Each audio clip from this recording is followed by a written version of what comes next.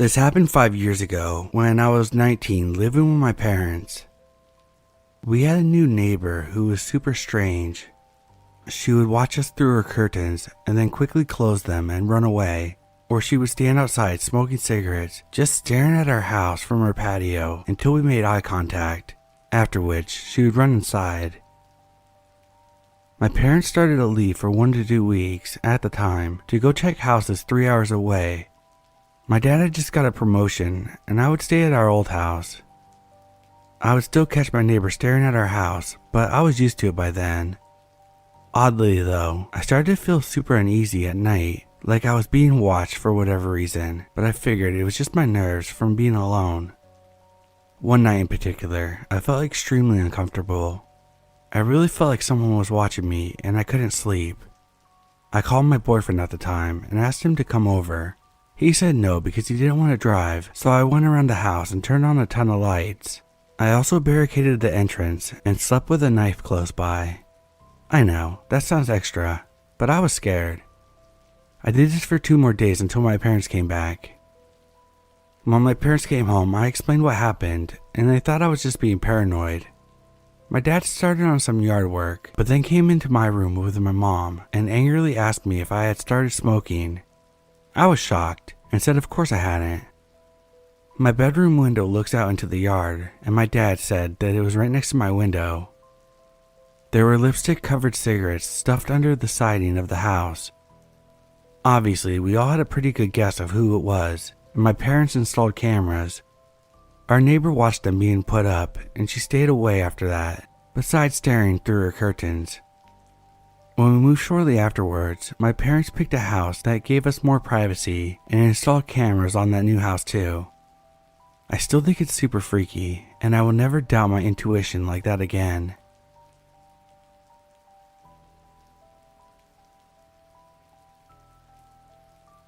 The story is about a neighbor I had once been fairly comfortable around, but that relationship changed nearly overnight and he started making me feel insanely uncomfortable to the point I broke my lease and moved out.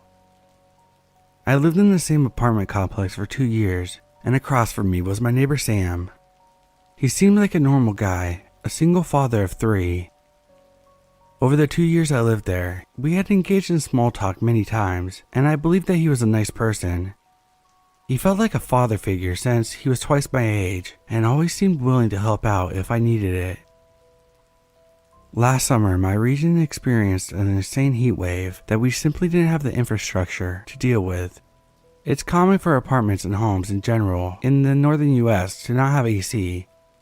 Temperatures were aiming to reach over 100 degrees, and without AC, we would all have to prepare to endure basically 90-degree heat in our homes with no relief. I purchased a portable AC unit, and me being from southern US, I didn't have the slightest clue of how to set it up, and all the online advice was only useful for windows that slid vertically. I had a unique dilemma given that my windows slid openly horizontally. After struggling with my AC vent for a while, I decided to knock on my neighbor's door for help. That turned out to be a big mistake. After he left my apartment, he started sending me text messages that made me feel quite uneasy. The first message was something along the lines of, "I could tell that we were nervous around each other. I'm shy. What are you up to tonight?" I was honestly grossed out and disturbed by this because it seemed delusional. I wasn't nervous around him at all because I'm simply not attracted to him, yet in his mind, I was nervous. I didn't reply. He proceeded to text me and call me every day and was even leaving me voicemails. He even blew me a kiss in one of the voice messages. I was starting to get scared because normal people don't continue to call and text someone that's not responding to them, yet this guy wouldn't leave me alone. I figured that if he was this unhinged, then outright rejecting him and telling him I wasn't interested could possibly be dangerous, so I continued to ignore him. If I was coming home at night, I always had a friend on the phone with me in case I bumped into him. I was becoming so on edge by all the unwanted contact that I called my cousin, who was a lawyer, to tell him everything that was going on. He asked me for my neighbor's full name. After looking him up, he found out that my neighbor was a convicted rapist. He had been in prison for 5 years for assaulting a 12-year-old girl. He was also able to find out that my neighbor had been arrested back in 1988 for armed burglary. These are just the 2 times he's been caught.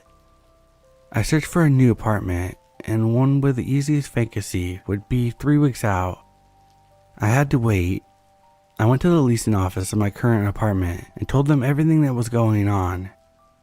I ended up opting to break my lease and move out as soon as the new apartment was available. I'm so grateful I had a male friend over this particular night. The vent from my portable AC unit had fallen out of the window, and I was fiddling with it and trying to get it to sit tight like it was before. While doing so, I got another text. It was from my neighbor. It said, "I see you. You're looking really good tonight. Would you like some help?" Upon reading this, I realized he must have been outside and watching me in my window. I was shaking in fear. My friend saw how scared I was, and when I told him what happened, he went downstairs to confront Sam, pretended to be my boyfriend, and told him to stop texting me. I was so shaken up that I called out of work and booked the next flight to my home state to wait the remaining 3 weeks out at my best friend's apartment, far away from my creepy neighbor. I wasn't even going to allow any possibility for things to escalate further. Fast forward 3 weeks. I hired professional movers to get my stuff out of my old apartment. I was cleaning out the fridge, and my neighbor and I ended up coincidentally leaving our apartments at the same time. We made eye contact, and he licked his lips. That's the last time I saw him, and I'm so glad I moved.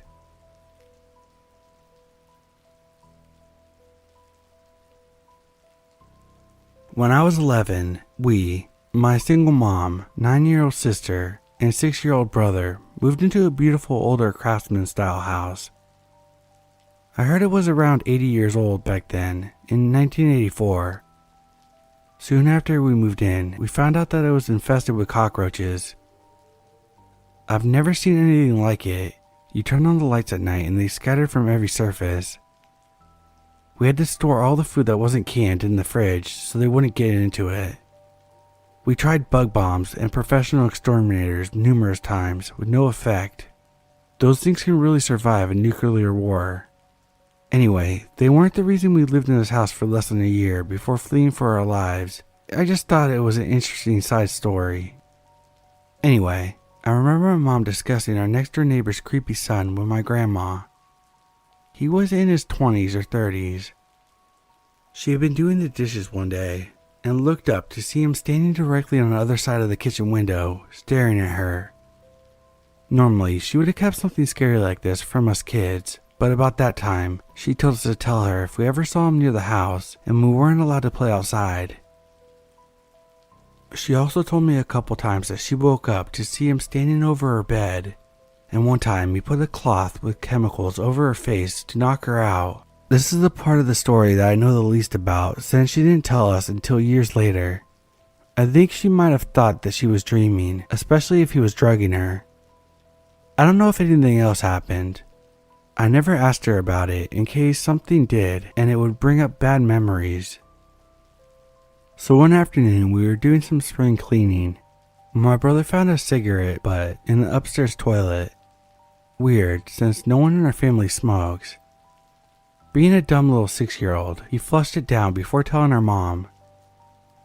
I still remember her trying to get the entire story out of him, being upset that the evidence was gone, and thinking he might have been mistaken. Or maybe he picked up the butt somewhere outside out of curiosity. She soon dropped it, and we mostly forgot about it. I think it was a few weeks later. My brother was spending the night at our grandparents' house, and my sister and I were the only ones upstairs. Our mom's bedroom was downstairs. My sister heard a sound like the screen door slamming, but she insisted that it came from the house and she was freaking out. I told her it was from the outside and just go to sleep. A minute later, we heard a strangled cough coming from just outside our bedroom door, a man's cough, and it sounded like he was trying to keep from making noise. I whispered that we needed to go downstairs. We snuck out of the room, and I had the irrational urge to turn on the light in the bathroom, which was just across the hall from our bedroom, and check to see if anyone was there. Then, just as a strong feeling to get away from the bathroom and get downstairs now. The scariest moment of my life was when we were creeping down the stairs in pitch black. It was a spiral enclosed stairway with walls, the perfect place for someone to hide. The stairway light was burnt out, and the wood steps were creaky, so it was terrifying making our way down. We got downstairs and woke up our mom, panicked that there was a guy upstairs in our bathroom. She started to tell us to go back to bed, but could see that we were seriously scared. She went over to the bottom of the stairway to go up and show us that there was nothing to be scared about. Then she had just as strong of a feeling to close the stairway door and lock it. She did, called the cops, and they found nothing and didn't really take us seriously. The next day, she called a PD detective friend of hers from high school to come over and inspect the house, remembering the cigarette butt in the toilet. She had him look out the upstairs bathroom window. It was a very high, narrow, rectangular window, not very big, but just wide enough for a person. Who knows how many times the intruder climbed on our roof to get in and went upstairs while we were sleeping across the hall. The window swung up on hinges. When my mom's friend let the window drop, it sounded like the screen door slamming. He said that the locks on the windows were so old that they were practically useless, and we needed to get out of the house immediately. We moved into our grandparents' house that day. When my mom went with her brothers a few days later to pack some things up, the back door had been smashed open, but nothing in the house was disturbed. A few years later, we heard that the neighbor's son was arrested for rape and attempted murder. I still wonder what would have happened if I had turned on the bathroom light, if my mom didn't lock the stairway door, or if we didn't leave that house when we did. I also wonder if it's still infested with cockroaches. Update. My mom got back to me. She said she only remembers seeing him in her room one time and felt like she was struggling to stay awake. Another time, she didn't clearly wake up but felt like someone was trying to get something off her mouth. That's all she can remember, so I did get the details a little wrong in my memory. No wonder she didn't think anything was wrong at first if she thought that they were only dreams. The cigarette butt was a clue, and what my sister and I heard was also proof. As a single mom myself, I can only imagine how freaked out my mom must have been when her friend told her that she needed to get out immediately.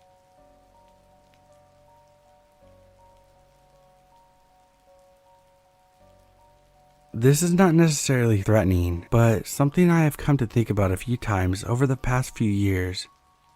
I was about 6 or 7 when me and my older friend were messing around in the neighborhood, doing random stuff, when we decided to visit a lady who lived in a house in the street right below mine. The lady was about 26 to 30 years old, and we would visit her every once in a while. She would give us small gifts like video games and makeup she had laying around. None of our families knew the lady, but she had lived there for a good decade beforehand. It was pretty late when we knocked on her door, and when she came out, we asked her if we could come over for a visit, but she told us she had her boyfriend coming over. So me and my friend parted ways, and we went home for the night. About an hour later, I was just sitting on the sofa when I looked down at her house and spotted a man walking inside her house. I didn't think much of it other than it must be her boyfriend, and I eventually went into my room to go to sleep. I wasn't really tired, so I went to just look out my bedroom window, which had an even more direct view towards the lady's house. I saw the lady stand on her balcony and the boyfriend standing at the ground. She had a shovel in her hand, and it seemed like she was yelling at him. About 5 minutes later, she goes down to the ground level where the guy is standing, and she starts beating him in the head with a shovel. As I watched it, completely frozen, she was beating him pretty badly, and the guy ended up laying on the ground. There was very visibly a lot of blood on the rocks around him, and he had on a white hoodie, so it showed it pretty well. I went and got my mom to look, and she called the police.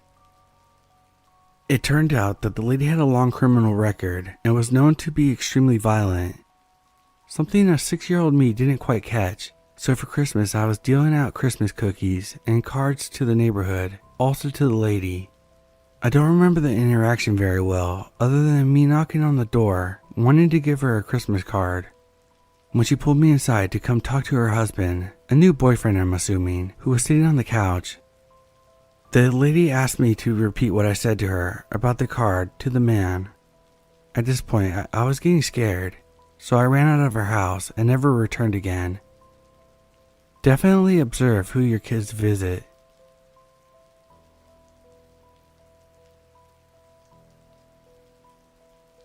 I moved back home about 3 years ago.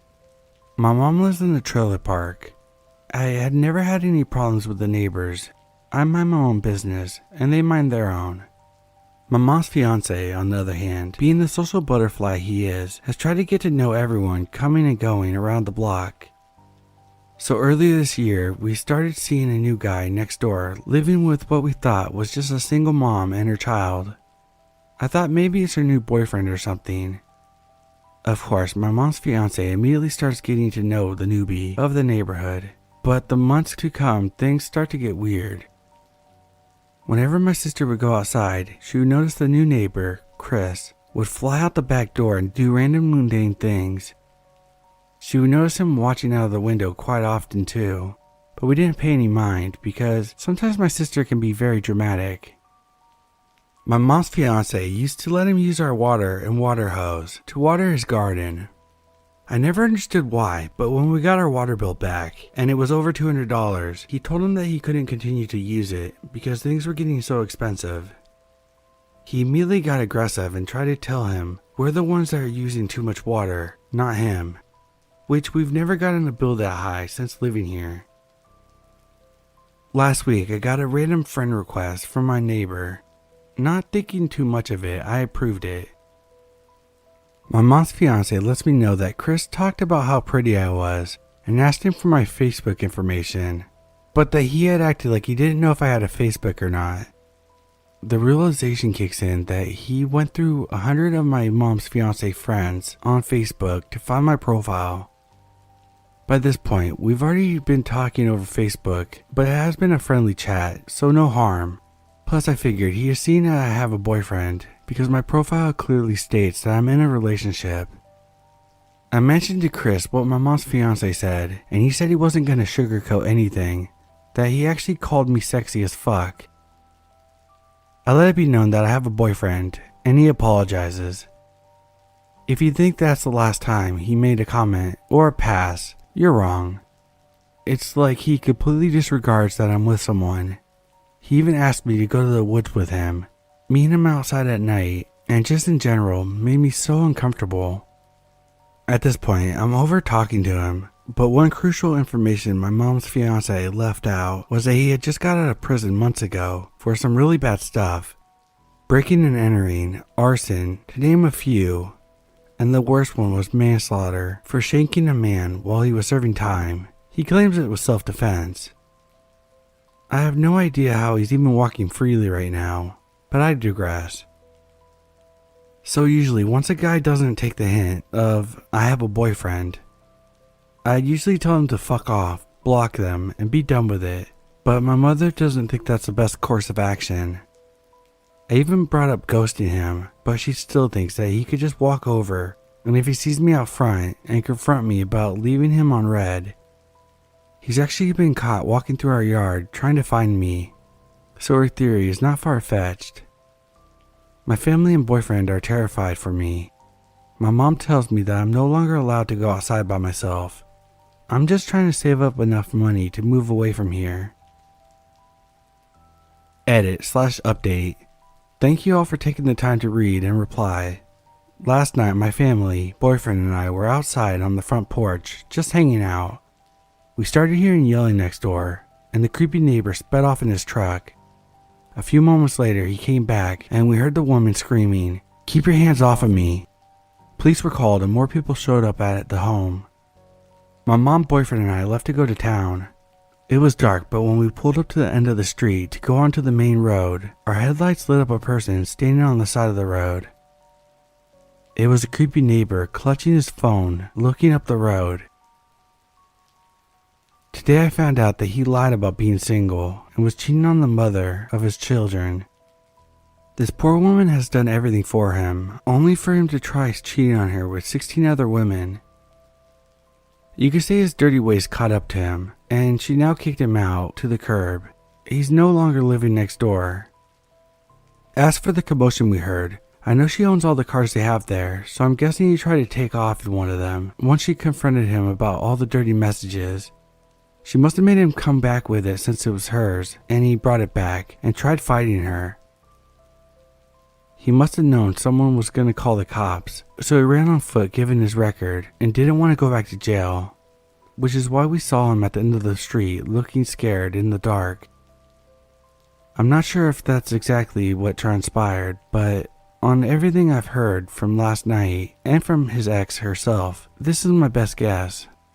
To the woman next door, I'm so sorry that you and your family had to deal with this. You don't deserve any of it. As for the creepy neighbor, good riddance, and I hope you get what's coming to you.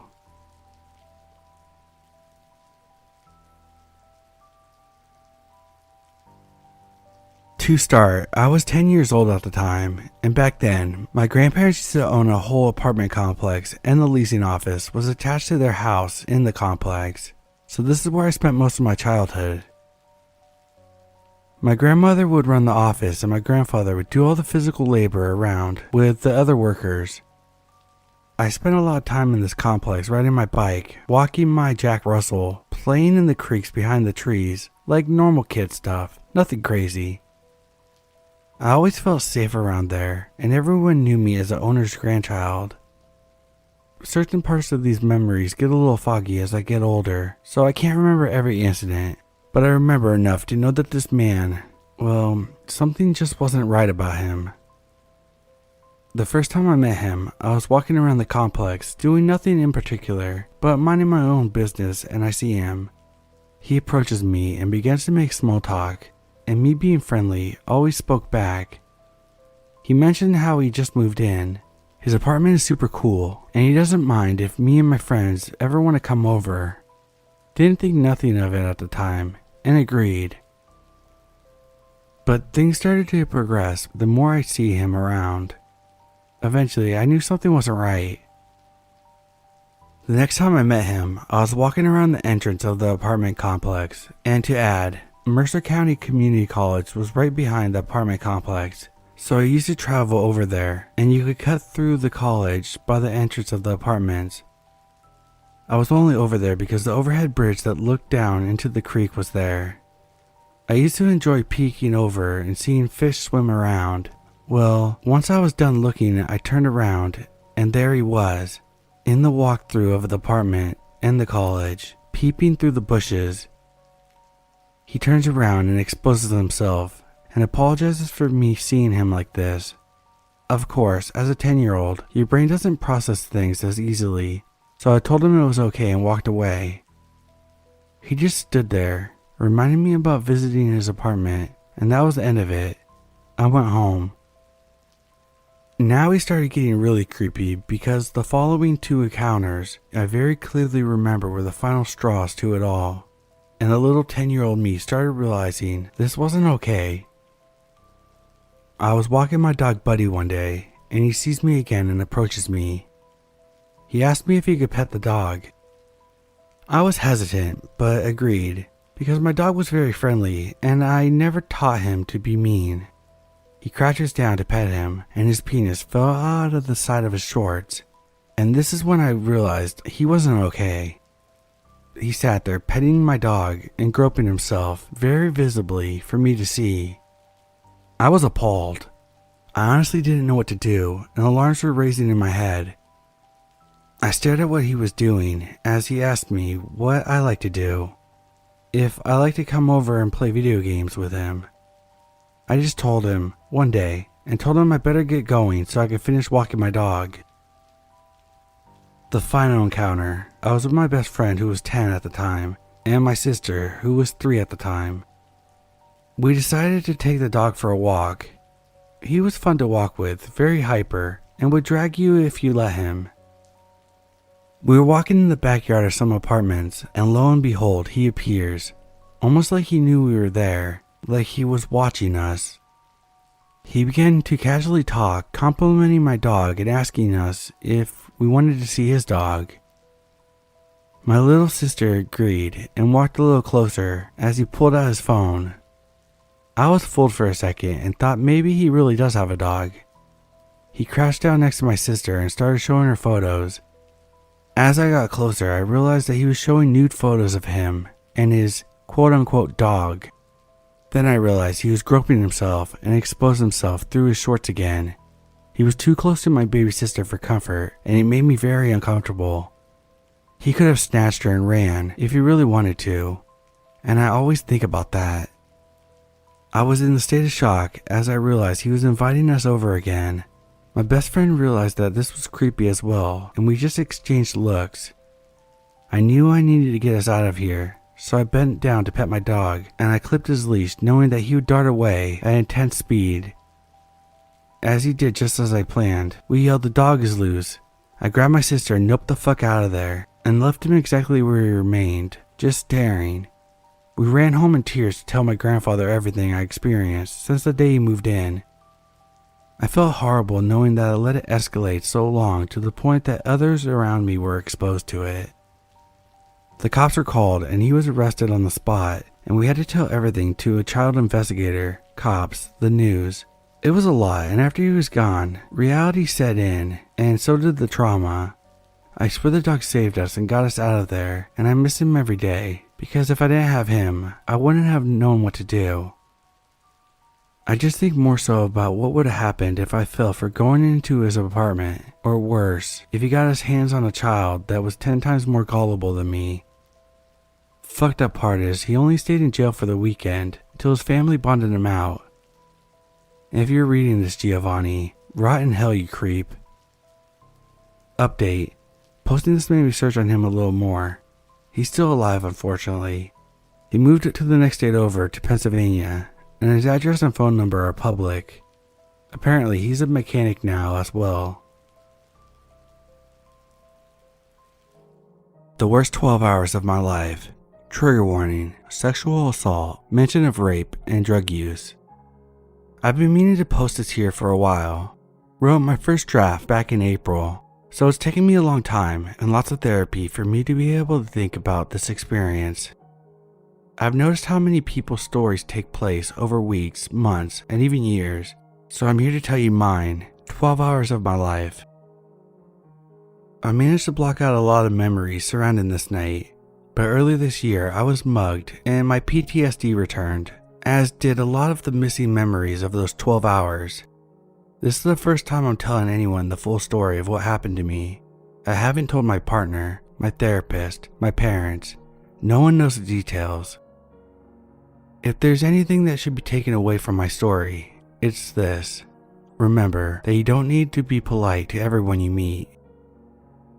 The setting. It was October 2018. I was 18, in my first year at a university in a big city in the UK. I had always lived in the countryside before this, so was never very street smart. About a year before I went to uni, I started a relationship with this guy, Jimmy, now my ex. It was my first real relationship, and I thought the world of him, but it was not reciprocated in a loving, compassionate way. Jimmy started off as very emotionally abusive and got progressively worse, but that's a whole other story. At this point, Jimmy and I had been together just under a year and had applied to universities in the same city, mostly by coincidence, and we both moved to the same city. I wanted to have a proper student life, so got an accommodation in a student block on the other side of the city from him. Jimmy had been using drugs for quite a while. Initially starting off just smoking weed, but it progressed rapidly, and by the time we were at uni, he was regularly doing a lot of hard drugs, plus smoking weed multiple times a day. Honestly, I don't think he was ever not high. When we moved to university, we saw each other every couple days. He found a regular drug dealer, Mark, that he's been using continually since we got here in September. Jimmy used to buy from Mark multiple times a week, so on a handful of occasions, I had briefly met him. Mark lived a lot closer to my student accommodation than Jimmy's, so a couple weeks before this all happened, Jimmy started picking up drugs from Mark when he would come over to see me, meaning Mark would often be outside my accommodation. Jimmy asked me a few times if I would pick up the drugs he bought from Mark, but I had always felt weird speaking to Mark on my own, plus I rarely smoked weed, so it felt weird picking up drugs in general. 6 p.m. One day at the end of October, Jimmy had plans to come see me that evening and asked me again if I would pick up some weed from Mark. I was in a good mood that day and feeling more confident than usual, so for the first time I agreed to. Jimmy gave me Mark's number and said that Mark would message me when he was on his way. Only about 10 minutes later, I got a message from Mark saying that he was nearly outside my apartment and that I needed to go outside, so I did. Outside of my accommodation, there was a quieter area with a lot of benches, so I sat there and waited for him. Behind me was only a wall and a small contained area that had all the bins for the building. Out of nowhere, I felt someone's hand on my shoulder in a really weird, creepy way. I jumped obviously and realized it was Mark, who I barely recognized as I only briefly seen him a couple times. I realized now that my back had been turned to the wall and the bin storage, so he must have been waiting there. I was immediately off guard because of how he touched my shoulder, especially since I didn't know him, so I shifted away from him and he sat down next to me. He began to talk to me as if we were buddies, asking me 1,000,001 questions about myself, like deeply personal questions. The whole time I was deflecting, not wanting to give any information, so I started asking him questions instead. He began a really deep monologue about himself and his life, where he openly told me he had just got out of prison a few months before. It was for armed something, some kind of violent crime. I engaged his ramblings, just nodding along, but trying to get back to the whole point of just picking up the drugs for my boyfriend. 7 p.m. I've always been able to talk to anyone and was always taught to be nice when someone is talking, so I ended up sitting there for around an hour trying to get this conversation back to the reason why I was there, pick up drugs for my boyfriend and go. It was so long it was actually starting to get dark. The guy just kept talking. I knew my boyfriend was going to come over soon, so I kept looking on my phone to see if he was on his way, but he hadn't replied.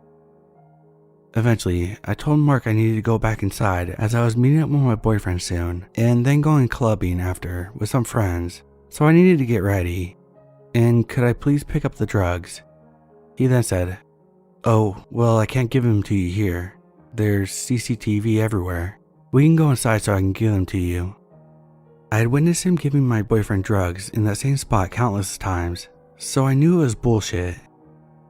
I didn't want Mark to come back to my apartment, so I told him we could do it in the lobby of my building, where there was a disabled bathroom, and he could just give them to me there. He agreed and followed me inside. We went into the bathroom. It was a large room, so I don't have to be too close to him. He locked the doors behind us. He began fondling with something in his pocket. I assumed the drugs, but instead he pulled down his trousers fully and started peeing in the toilet. I was hugely freaked out.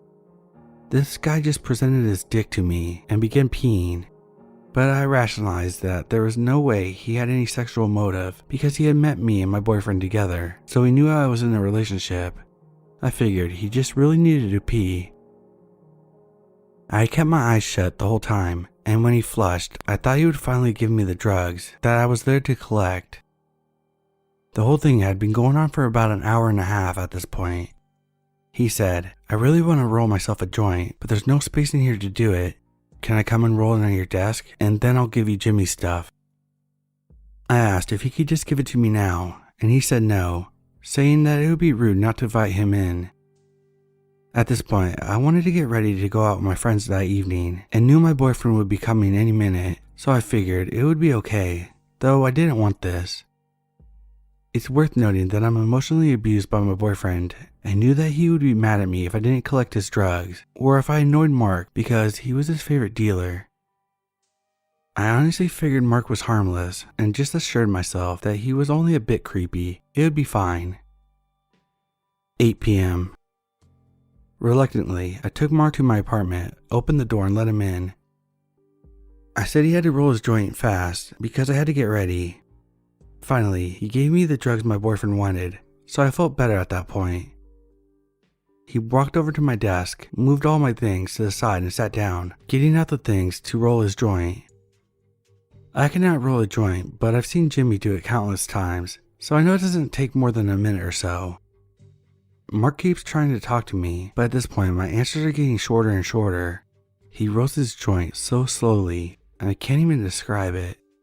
He then said, "Well, I can't smoke weed outside, so is it cool if I just stay in here and smoke it? It'll only take 5 minutes to smoke." I said no and told him again that I had to get ready.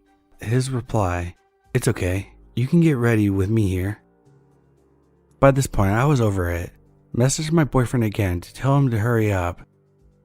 Mark asked me again, and it was my frustration and wanting this guy out of my apartment. I just said, "Okay, sure, but be quick." I then went out of my room into the shared kitchen. I had 2 flatmates, and no one else was in that apartment that night.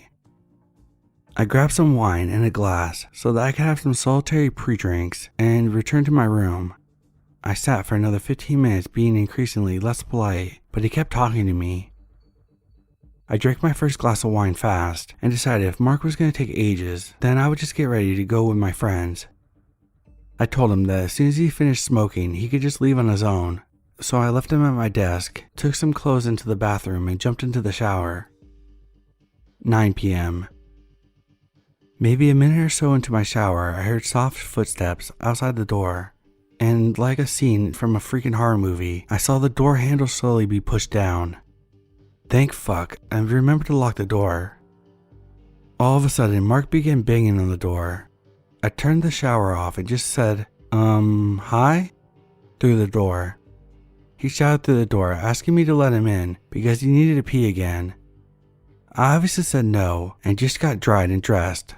Thankfully, I took my clothes into the bathroom. By this point, I figured there was no way he was going to leave my apartment until I did, so I did my makeup as fast as I physically could and messaged my friends that I would be coming to theirs sooner than I had planned. I still hadn't gotten a reply from my boyfriend, so I just told him I was going out early and not to come over. I got ready to go and told Mark I was leaving now and that he needed to come downstairs with me. He was still sat at my desk and just ignored what I was saying. He asked if he could stay in my room while I was out because he was tired and wanted a nap. Finally, I was firm with him, and after a lot of convincing, he left. I made sure to order an Uber to my friend's place so that he couldn't try to walk with me, and by the time we got outside, my Uber was nearly there. He stood with me, looking over my shoulder at my phone the whole time. Then the Uber arrived, I got in, and Mark straight up walked around the other side and got in. I was in disbelief and laughed, then told my Uber driver that I don't know who this guy was and that he was not getting in with me. The Uber driver was not as polite as me and told Mark to get out, and he did. 10 p.m. I sat there on the way to my friend's house and finally felt calm that I had gotten away from Mark. I called my friend from the Uber and told her what happened. She said that she would come outside of her building to get me with a group of her flatmates. My friend's accommodations were not too far from mine and took longer to get by car than on foot because of the one-way system in the city, but I didn't care at this point. Maybe 10 to 15 minutes later I arrived and my friends came over to my Uber. Then they brought me back to her group of friends. She had quite a few people with her, and suddenly I noticed that one of her male flatmates was talking to someone slightly away from the group. I looked over and suddenly realized he was talking to Mark. I guess he was looking at the address when the Uber app was open earlier. I whispered to my friend and she freaked out and went inside with me straight away. I was super freaked out that this guy wouldn't just leave me alone. He refused to leave my side for the last few hours and now had followed me to a friend's house? Honestly, I felt much safer now and met a few creeps in my time, so I just decided to get over it by having a nice time with my friends. So we sat in our kitchen having a chat and some drinks. 11 p.m. After a while of talking to her, I almost forgot about what happened just an hour ago and was getting increasingly tipsy from the wine. The kitchen door opened and her male flatmate comes inside, announcing that he had invited a guy in who had given him free weed. You guessed it, Mark walked in. Mark addressed me by name and walked over, putting his hands around my waist from behind. I get pretty confident when I drink, so I had no problem pushing him off of me, announcing to everyone in a joking way, "Yeah, this is the guy who has been following me around all evening. I don't know him." Even in this room with all my friends' flatmates, I didn't feel safe. He stayed away from me, looking at me while I was on the other side of the kitchen, and I just ignored him. My friend could tell that I was uncomfortable, so suggested we go to drink in her room. Around 30 minutes after going into her room, the door slams open suddenly. Mark is standing there. He says, "Oh, I thought this was a bathroom. Can I use yours?" My friend had it en suite. She tells him to get the fuck out, and he does. I'm honestly just bored of this guy's constant presence at this point, so we decide to go to the club early. Midnight. So we grab our stuff, run past the kitchen door and outside. My friend orders us an Uber, and we get in and go to the club. After a while, some of her flatmates join us, but Mark does not. Thank God. The people who had been in the kitchen said Mark left shortly after he saw me leave, but there was no sign of him now. I just tried to enjoy my night, but being a poor student, I couldn't afford any more drinks at the club. As I began to sober up, I realized how shaken up and creeped out the whole evening had made me, and I don't feel safe. After only a couple hours, I decided I just wanted to go home and sleep because this whole experience freaked me the fuck out. I take an Uber back, use my key card to get into my apartment building, go upstairs and into my apartment. I started getting ready for bed, put some PJs on, and started taking off my makeup. All of a sudden, I heard a loud knock on my door. I had no clue who it was, but since it was still early-ish for a Friday night, I thought it was my boyfriend maybe finally deciding to show up. The door didn't have a peephole, so I walked up to the door in my PJs, unlocked it, and planned on opening it a tiny bit to see who it was, and then bam, the door flew open so fast that I was pushed backwards into my apartment and then shoved into my room, which was directly across from the front door. In my panic, I froze. Then I looked up only to realize Mark was now standing in my apartment. The realization started to sink in. Mark had just forced his way into my room and I was trapped in here with him. He was visibly angry and very high. He locked the door behind him and began rambling about how I was so rude for not inviting him in with my friends, for just ignoring him, for not letting him in the Uber, etc. I was terrified, so I ran over to my bed and grabbed my phone. He walked over from behind me and began grabbing me, touching me as much as he could, so I shouted at him to get off. He saw my phone in my hand and immediately smiled and told me to open the camera. I was so terrified, so I did as he said, and he said he wanted to take a picture of us together. I did as I was told and took a selfie with him while he posed with his arms around me and then kissing my cheek and neck. He then screamed at me to unlock my phone, so I did. He made me open my messages and send Jimmy a selfie of me and Mark sitting next to each other on my bed, so I did. He waited for it to send and then grabbed my phone and put it on my desk.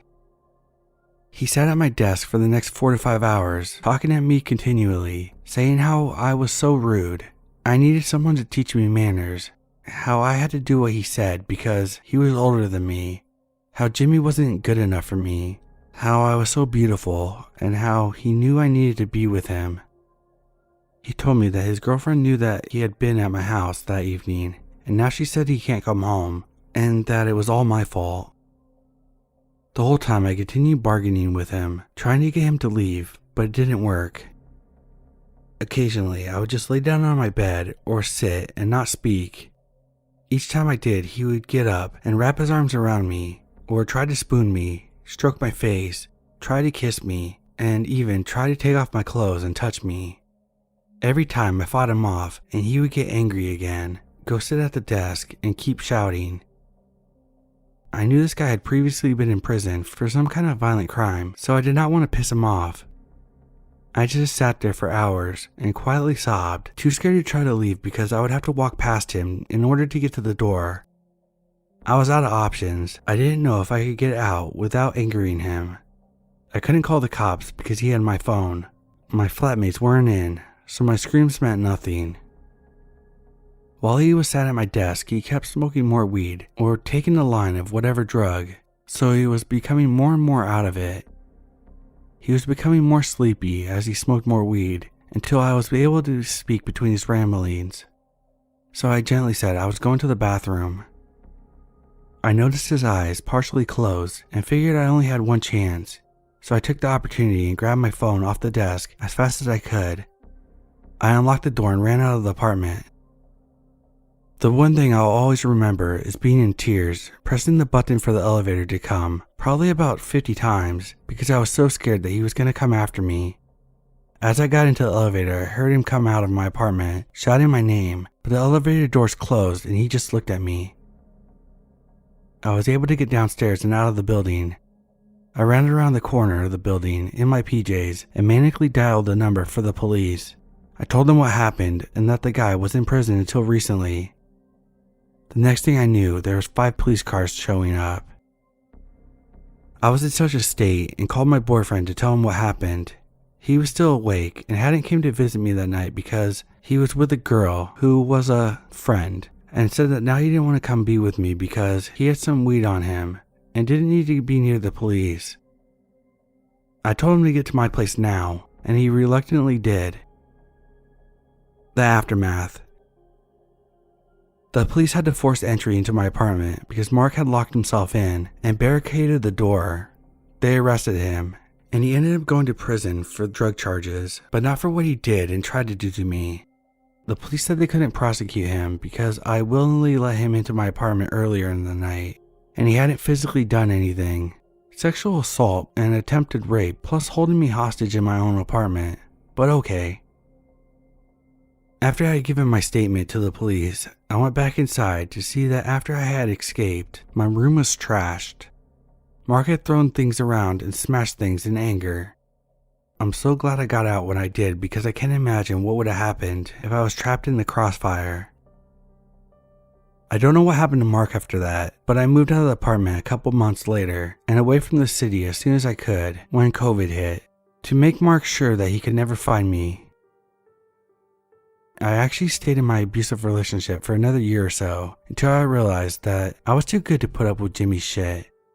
I had such severe PTSD from the incident that I couldn't go outside for months after, which messed up the whole first year of university.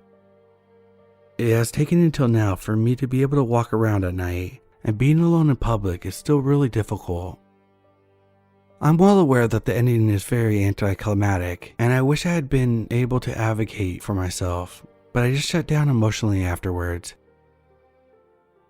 I can't get into too much details of sexual assault or attempted rape because honestly thinking about it makes me want to throw up. But I realized I was so lucky to be able to fight him off every time because without a doubt he wanted to hurt me. After this all happened, I started volunteering with people in prison for crimes like sexual assault to try to prevent them from reoffending. I think it is my way of advocating for others because I couldn't advocate for myself. If you take one thing away from this, stop being polite.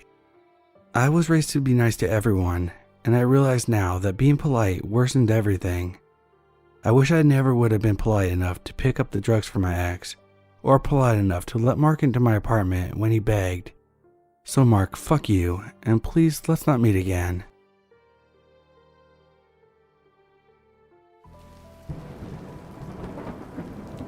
Last week I matched with this girl on Tinder. She was cute and we got along fairly well. I decided to go for it and asked her to meet up on Saturday. She said yes. I suggested to drive around town, but she insisted that we go over to her place instead. Without much thought, I agreed. I arrived around 9 p.m. This was about 20 minutes from town. The house seemed very unkempt, but I didn't think anything of it since there were many old houses in the area. There was only one streetlight near her house, and I parked near it. I texted her letting her know that I was there, and she hearted the message. I knocked a few times, but there was no answer. I tried calling, but again, no answer. I then texted her that I was leaving, and I walked back to my car. Once inside, I saw messages asking where I was going and to come back. I saw someone standing on the porch, but not from her house. It was from the house next door. They weren't there before I arrived, and the shadowy figure was not the petite young girl. It seemed bulkier, like a man. I freaked out a little and left.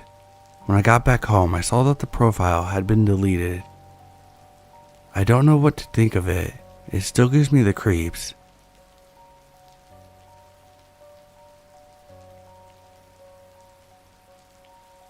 I downloaded dating apps the past 2 years hoping to find the one from all over the world. It wasn't my idea at first to download it, but was my best friend's.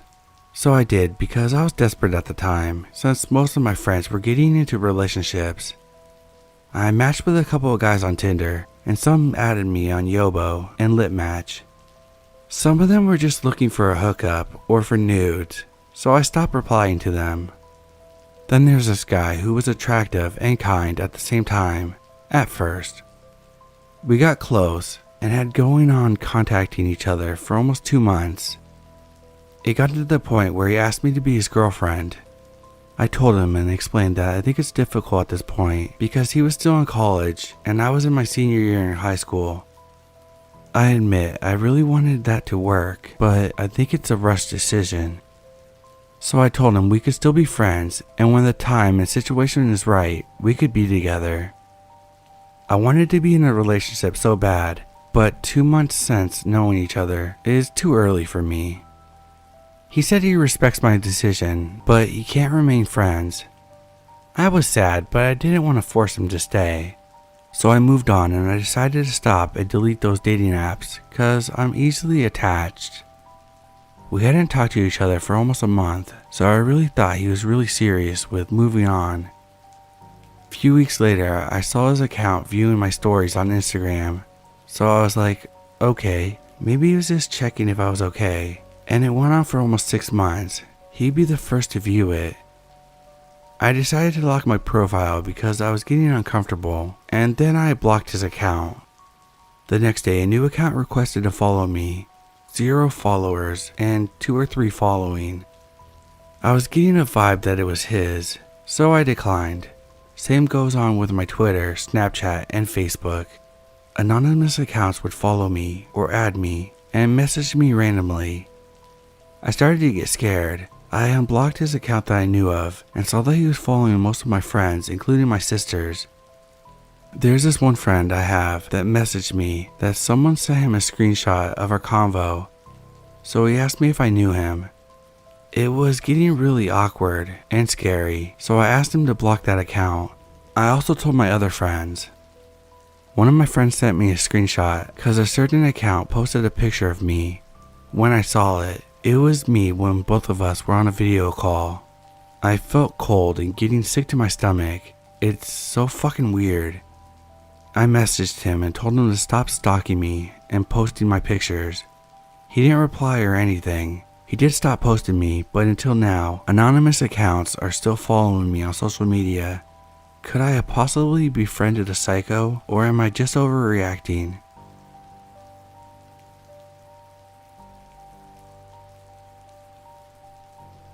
In 2019, I was just 15 years old and in high school. At one point, I received a request to follow on Instagram from a 25-year-old guy. He was not a stranger, as he attended the same church as my family, but we weren't even friends. Only saw him once or twice and we never spoke. I was even surprised that he knew my name, because even I didn't know his name until that moment. He always liked my photos, replied to my stories with compliments, but I always tried to ignore it as much as I could. Or sometimes I would just say, thank you, and completely ignore any attempt for him to try to build a conversation. Till one day he sent me DMs saying that he would like to get to know me better, and he would like to take me out for dinner or something. I obviously declined, and I was quite honest with him, and said that it would never work since I was underage, and that he should go look for someone his age. At the moment, I didn't want to sound rude, as there was a high possibility of meeting him in church again, and I wouldn't want to cause a strange atmosphere. That's why I didn't block him the first moment. After that, he seemed to be quiet, until the day I made a post with my friends at school.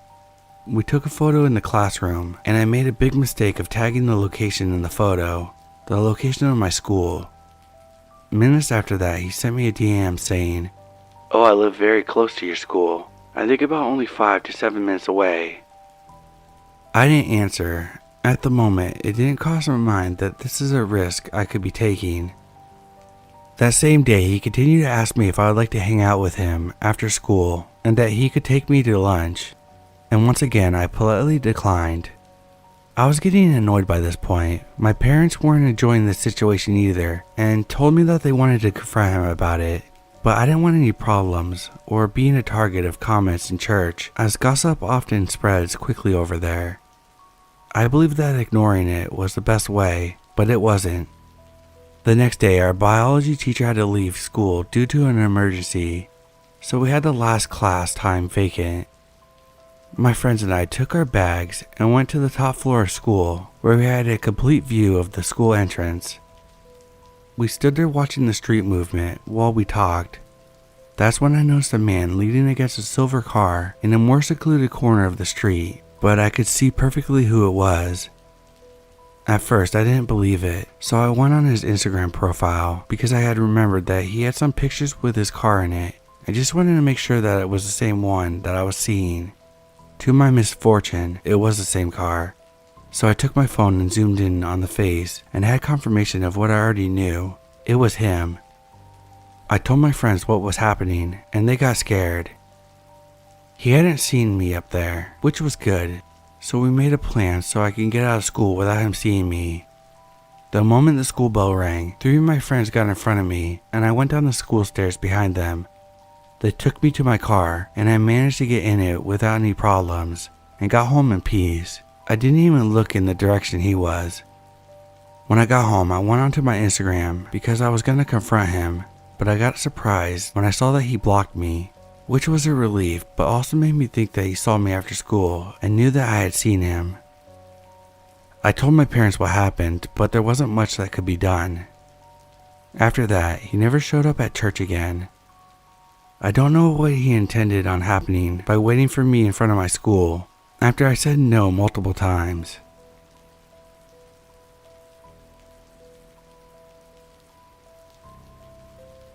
I'm a 16-year-old female. I have always been on the less cautious side when it comes to technology, such a bad habit, but after this experience, I've definitely become more careful. Earlier this year, I was messaged by an account on Instagram. It had photos of a woman with her kids, just doing everyday things. I normally don't accept DMs from random accounts, but the account that messaged me was followed by my brother, so I didn't think much of it. The DM said something along the lines of, "What would you do for $2,000? Right away, I figured it was something sketchy, but I went along with it. They asked me for my PayPal, which doesn't actually have any of my info in it, no bank card or anything. Just my email. I really don't use PayPal at all. Out of curiosity, I gave it to them.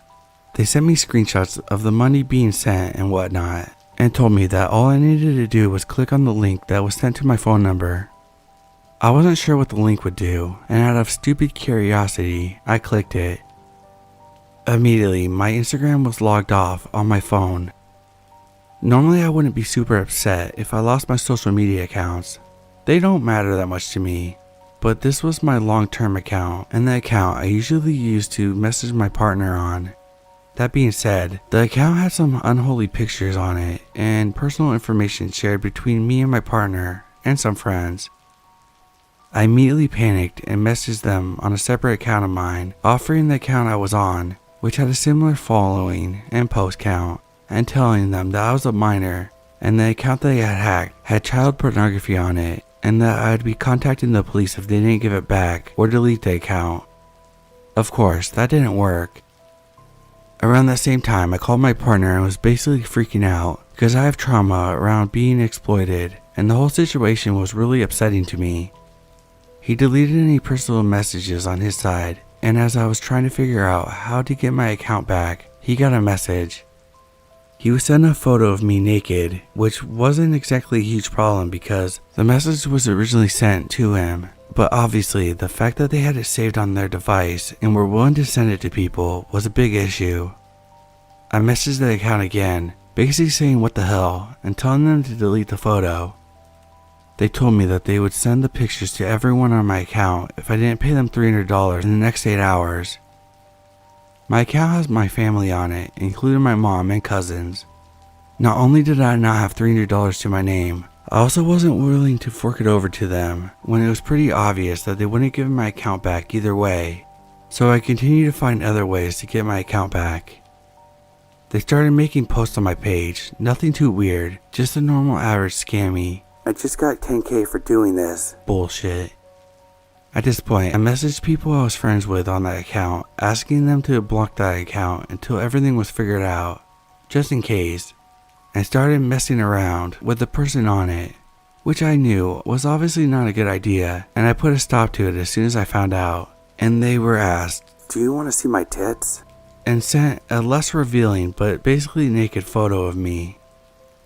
The person on my account messaged me again, showing me screenshots of my friends being sent those pictures. Again, they threatened to show more if I didn't pay them $300, and I said no. Eventually, I found an alternative way to recover a hacked account, the Face ID photo method, but I knew it would take at least a few hours to be approved. Luckily, while I was waiting, they didn't send any photos to anyone. The next day, it was approved and I got my account back. Ultimately, me getting hacked was my fault, and I'm not going to avoid that. But I do think that going out of their way to find those photos and threatening a 16-year-old girls with them to get money is disgusting. Super scary experience, but it taught me to be more careful.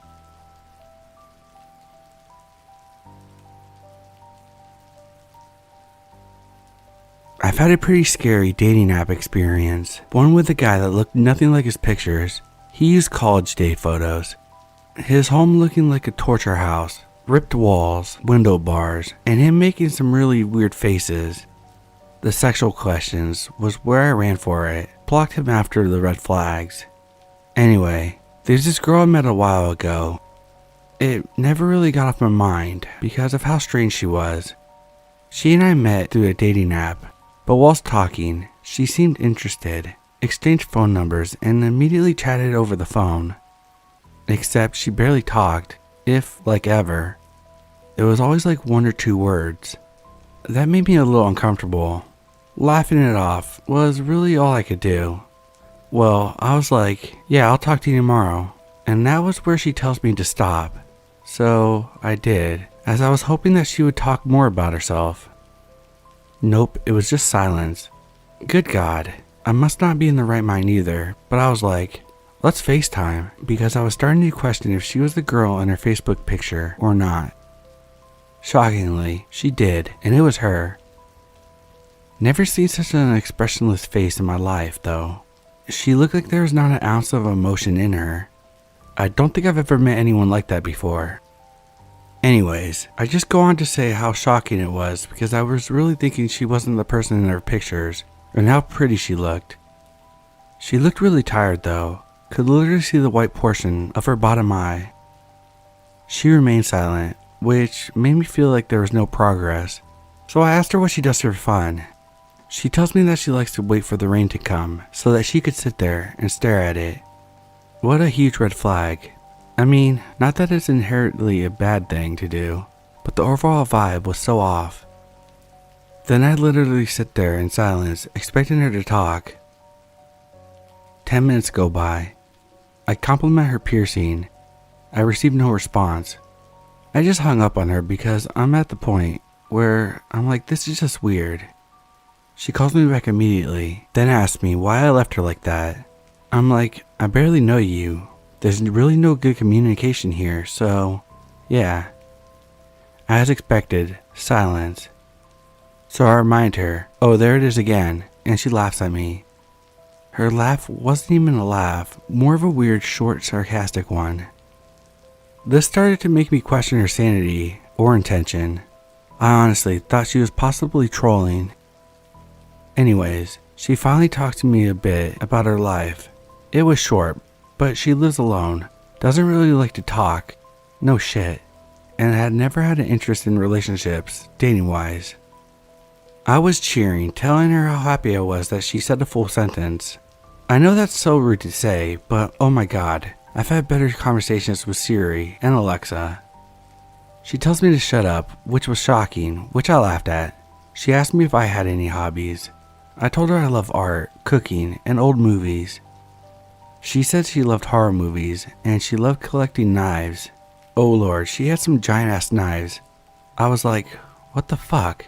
I happily told her that I thought it was awesome, because it was progress, but I was low-key terrified. Then silence. I swear to God, her stare was just so cold and just creepy.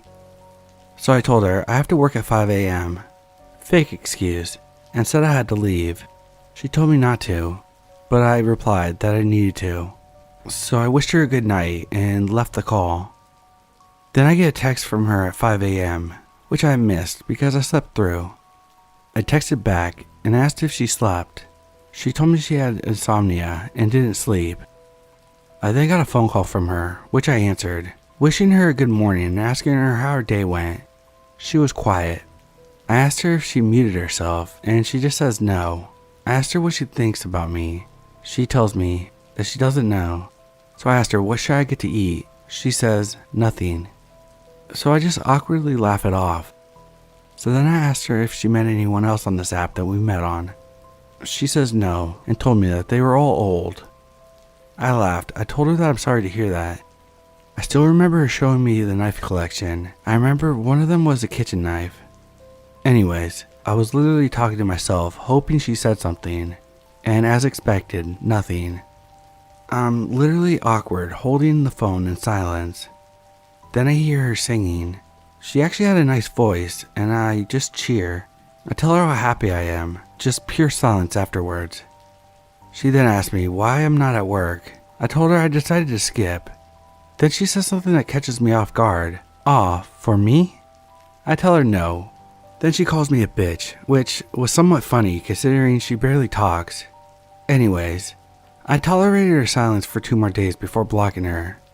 Did I dodge a possible psycho? I think yes.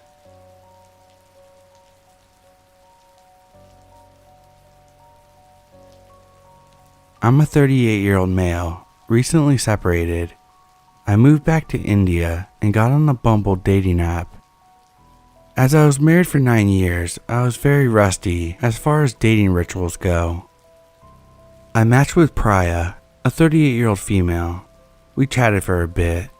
We both lived in similar parts of Europe at different times in our lives. We also seemed to have a lot in common. Phone chats before we met. She would talk to me about 4 or 5 hours a day with very intricate and disturbing details of what happened in her marriage that did not last long, to various abusive exes along the way. Trigger warning, alcoholism, date rape. The first date where we met in real life went spectacularly well. She came and stayed over with me at a swanky place that I booked. We stayed there for 2 days, seemed to have a natural ease in occupying each other's spaces. Every midnight, the landline at the hotel room would ring. The third day, I head back to the city, which is only 80 miles from hers. She calls me over the phone, wanting to know how far the bus ride to my house was, and casually says, I love you. I was taken aback, but didn't think too much of it at the time. This was followed in the days to come by, I want to marry you. I am yours forever. Anyways, our second day in real life, I head back to the city a week later, booked a rather basic place, very close to her place. At 1 a.m. she gets a coffee craving. I call room service to order in, thinking that's what she wanted. No, let's walk to this 24-hour coffee shop a mile away. So yeah, the neighborhood, although fairly upscale, has loads of feral stray dogs on the streets, and many drunken men would come our way, pretending to be lost and asking for directions. She seemed to be enjoying it a lot. We have coffee at about 1:30 a.m. She again wants to walk back. She takes me to a corner road and says, this is where a date didn't go well, and I was once groped. My legs were shaking at this point. We started walking further. We passed by a broken clay sculpture. She goes, I have a strong suspicion that this broken sculpture is possessed. I know all about it. My ex-husband's sisters were into witchcraft. We were finally back at the hotel about 2:30 a.m. We go to sleep. The landline in the hotel room rings incessantly. The next morning she calls a cab and goes back to her place. She texts me, "I don't think I'm ready for a loving relationship yet." I head back to my city. I think about this incident a lot sometimes. It just refuses to leave me. I have disturbing fever dreams about my incidents that she narrated to me. I am unable to go on dates anymore. It's been 2 months since this happened. Hope I'll recover soon.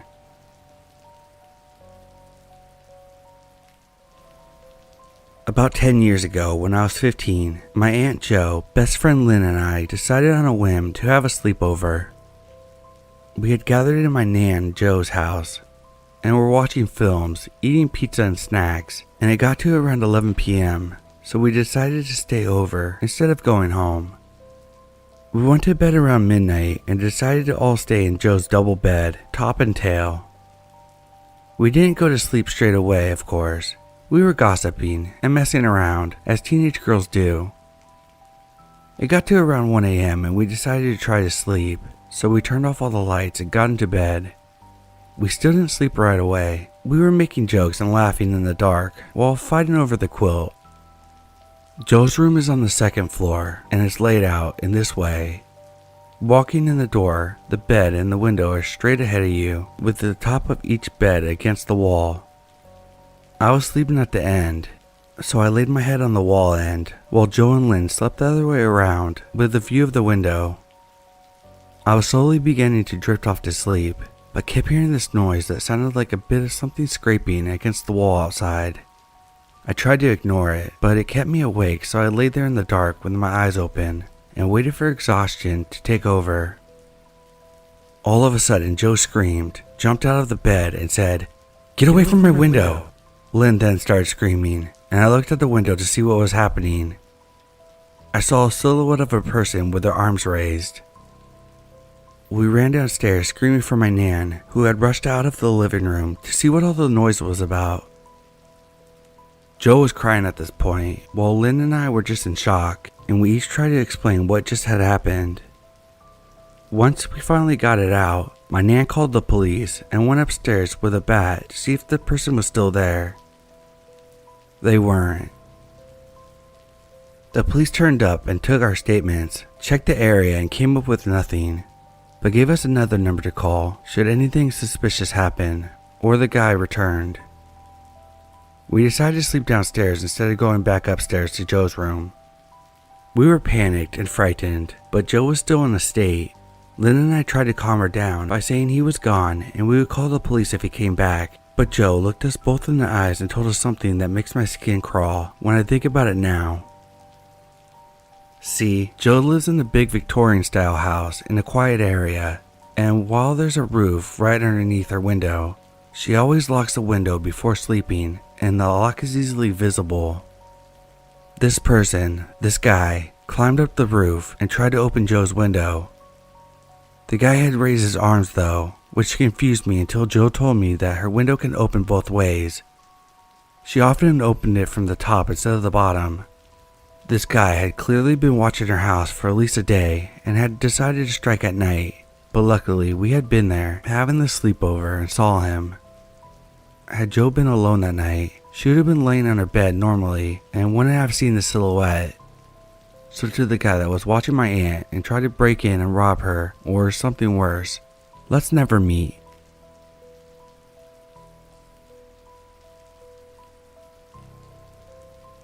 When I was in high school, I was like 16. I had a friend, Lisa, and a second friend, Zoe. Lisa had like a lot of money, and her huge house was located right next to our high school. So every time we had a break or anything, the three of us would go there. We also would have a lot of sleepovers at her house. It was this huge rich people house, so it was awesome to stay there. So one day, we decided to stay the night there. The three of us, plus Lisa's little sister, Anna. Their mother was gone for the night. We decided to put on some PJs and watch scary movies for hours. Anna went to bed before the three of us, and we just stayed in the living room, watching TV. At one point, the alarm goes off. It happens sometimes, so Lisa just turned it off, and that was it. But then, like 10 minutes later, the alarm goes off again, and it scared us because it's not supposed to. Technically, the alarm was made only to ring when humans come by, because the house is located in the middle of the forest, so we all knew that sometimes animals would come up to the house. Happened before. So when the alarm was installed, it was calibrated in a way for humans only, and it was the second time it rang. We started to get a little bit scared, so we went upstairs, opened the windows to look into the garden all around the house, and nothing. We even went on the balcony in the middle of the night. Nothing. I was alone on the balcony at some point, and the alarm went off again, and the automatic lights around the swimming pool turned on. This meant something was around the pool, and I was just above it. I got so scared I got on my knees and stayed there until my friend deactivated the alarm and the lights, and I ran inside. At this point, we were really scared and started thinking about what it could be. If it has to be any human, all of our lights were on, so they knew we were there. We turned all the lights off, and all four of us went hiding downstairs in the kitchen without our phones. I don't even know why not even one of us thought of taking at least one phone. So we were there, lights off, scared in a huge house with windows everywhere we could look. The alarm went berserk again. Anna screamed. Lisa took her with her, reassuring her while she walked to shut off the alarm, like turn it off once and for all. So I was in the kitchen with Zoe only, and we were just looking all around us. The alarm was upstairs, so the two girls were far from us. At some point, we heard footsteps right beside us, like right on the other side of the wall, in the garden. It was fast, not scared, just fast, like a person knew where they were going. So we just froze, waiting in the dark, and jumped when someone, walked by the door right in front of us.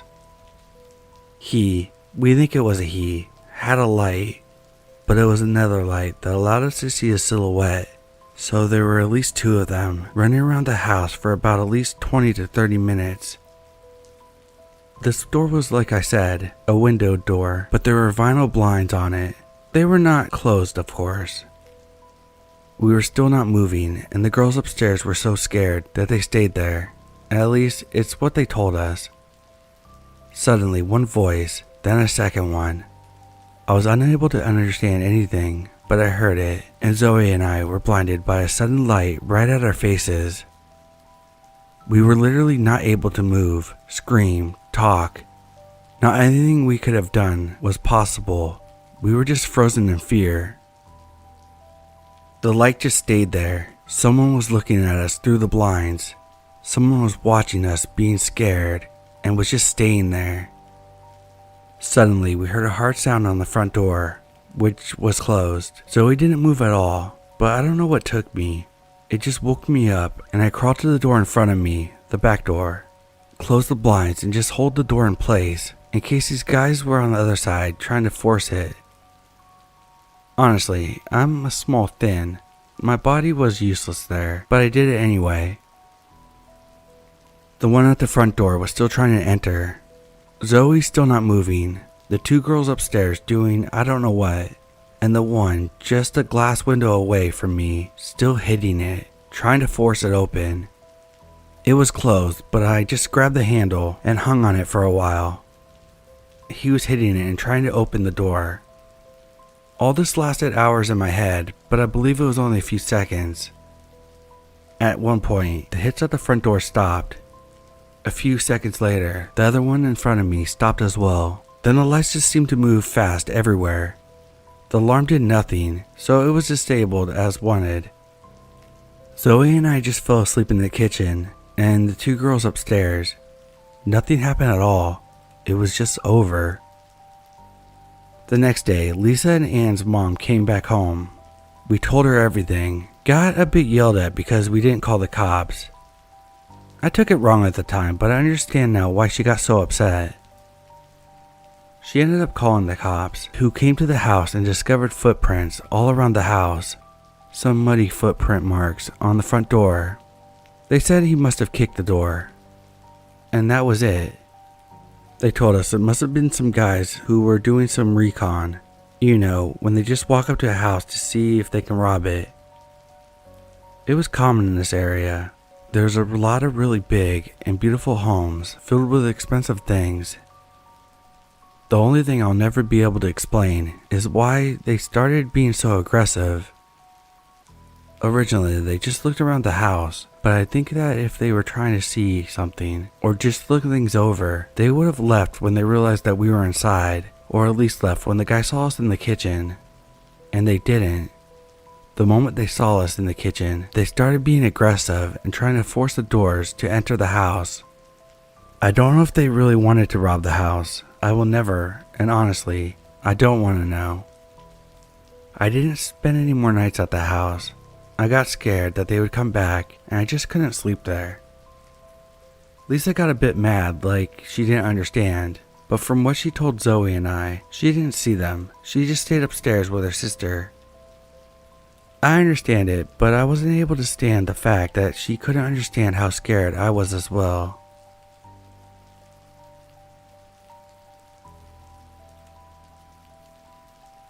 When I was around 15, I had started babysitting a family with 3 kids, 2 boys, 1 girl. Their mom knew me because their oldest child was friends with my little brother, and they had asked my mom if I could help them out, just because she had started taking some more shifts and her husband was doing the same. They lived right next to my high school and paid well, so I agreed, despite not really having much experience. Pretty quickly I realized it was going to be difficult. The kids were great, but I was nervous around them. The oldest was fine, just playing on his Xbox most of the time, or did homework. But the 2 youngest were a different story.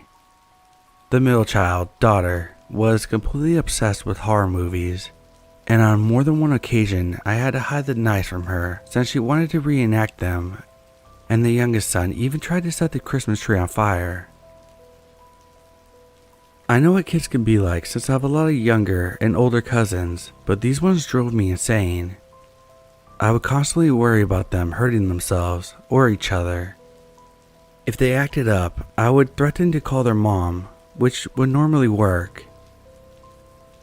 It was after a few months that I realized if I mentioned their dad, that's when they would really behave and do what I had asked of them, so that's what I started doing.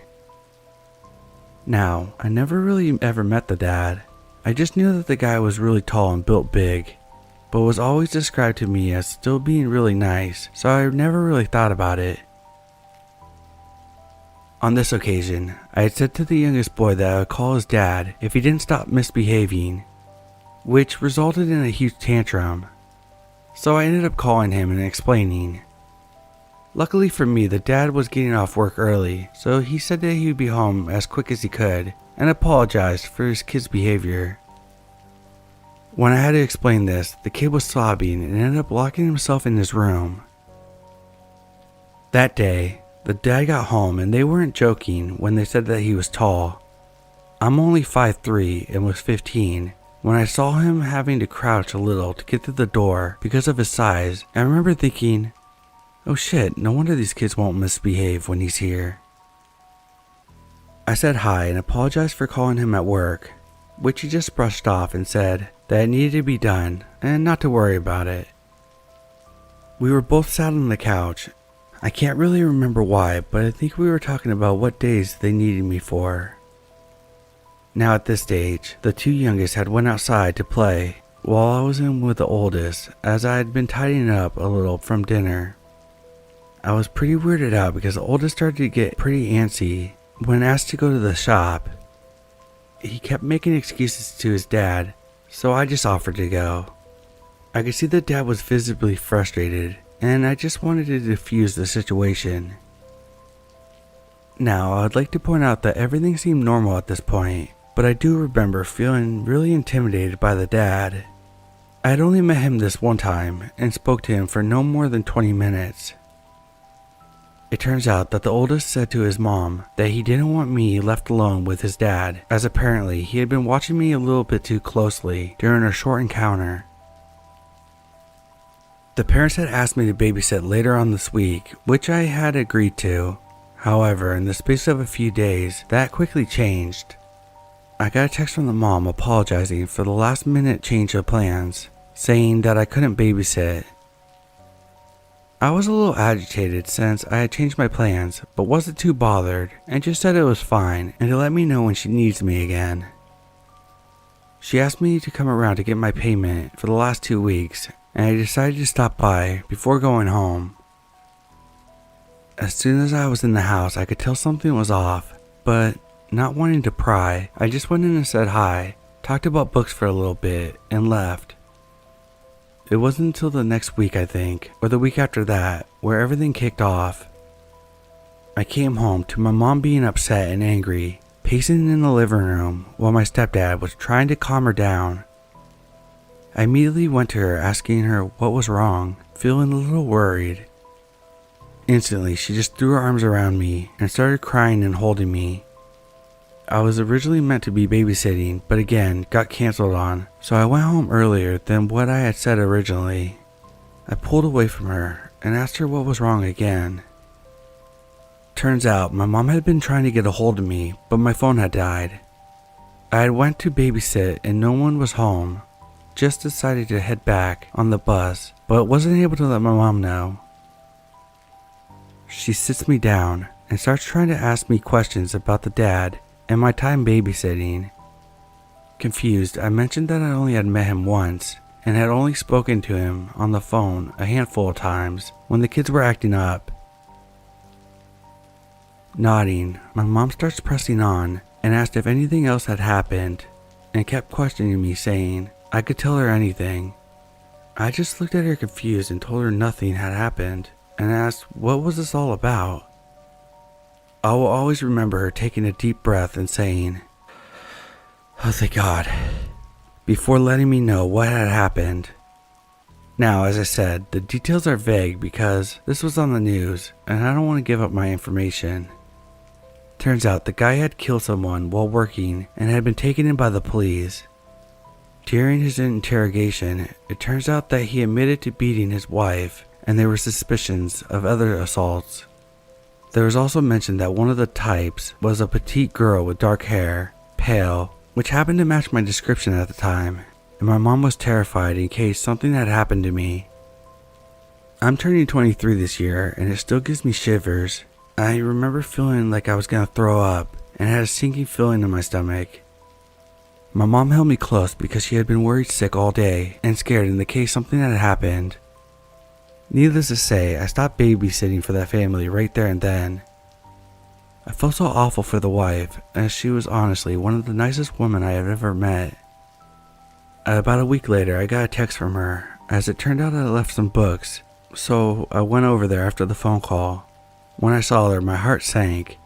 She had obviously not slept and was putting on a brave face for her kids, who weren't sure what was going on. We ended up sitting in the kitchen and I just gave her a big hug, trying to comfort her. I mentioned that if she needed any help with the kids since he was gone, I would try and help, but she immediately refuses. As it turns out, people had started attacking her house. She gave me my stuff, paid for my wages, with a little more added, and said that she appreciated it, but it would be better off if I just took a step back from the family, as she didn't want me getting hurt or being associated with them. To this day, I still think about them, and it still scares me thinking about what could have happened. I still talk to the younger kids, who are now a lot older, and even help tutor the younger girl. I helped the oldest when she started high school, because I noticed kids would bully him for what his dad had done, which was awful, considering it wasn't the family's fault at all. But yeah, let's not meet, you psychopath.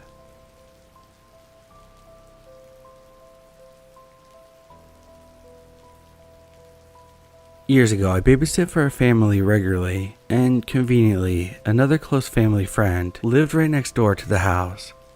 So when the kids I looked after were in bed, we would sit in the front garden, cup of coffee in hand, nattering over the hedge for an hour or two. We lived in a small rural village, the type where everyone knows one another, and if something was going down, the gossip spreads like wildfire. The house where I used to babysit had a terrifying 14-stone Rottweiler called Barney. which to be honest, I wouldn't get too close to, as he seemed unpredictable. He would always be stood on his two back legs at the wrought iron gate joined to the wall of the house, growling at anyone who got too close. This house was on a housing estate, with these two particular houses being next to a footpath that led to the rest of the estate. One particular evening, the kids had gone to bed, and I was outside as usual talking to Jem over the hedge. And she mentioned something about some weird guy being seen around the village that day, but that was about the extent of it. Not long after that, a couple of local teenagers walked past and stopped to chat. It was just small talk at first, but I asked what they were up to, and the older girl of the two said, "Mom wants us to go home before it's too dark. There's some weird scuffy bloke hanging around." I told them that they should probably hurry up and side-eyed my friend. They said their goodbyes and left. Me and Jem spoke about it briefly, as she told me no one knew who he was and he hadn't been seen around here before, but he apparently was really creepy. As it got colder, we said goodnight, and I went inside to wait for the children's mom to come home from work. Shortly after, as I was watching television, Jem's dog next door starts to go berserk. I can hear him through the walls. Then seconds later, Barney, who was outside, started aggressively barking and hammering himself against the wrought iron fence to the point that the walls on each side of the building vibrated. I had never heard him so worked up like that before. He was trying to get something, and I sure as hell wasn't going to go outside to calm him down. Before I could even get up and look out the window, I heard the two boxer dogs from the next door on the other side start to go crazy. At this point, I'm at the front window, wondering what's getting them so agitated, as this seemed beyond the normal warning barks of dogs. I see some tall, unkempt guy with long straggly hair lurching down the footpath onto the estate. He wore a green style coat which billowed behind him. He passes a couple more doors up, and the dogs start aggressively yapping at him as he passes. Even more strangely, some of these dogs were inside, yet I could still hear them frantically barking. As he passed out of my view, I could tell roughly which direction he was going in, as an echo of a dozen dogs barking could be heard flaring up along his route. It was crazy how all the normal sound was drowned out by the barking. They sounded territorial and deranged. Jem called me on mobile after they had calmed down and asked me if I had seen him walking past. I told her I had and remarked about the dogs acting insane as he walked by. She also said it was weird as her dog Muttley had never acted so berserk before. We didn't know what to make of it. And as far as I'm aware, he has never been seen again after that night. I have never witnessed so many animals acting so aggressively at one individual, and I have always wondered what it was about him that made them behave the way they did. Not an overly creepy experience, but one weird night I'll never forget.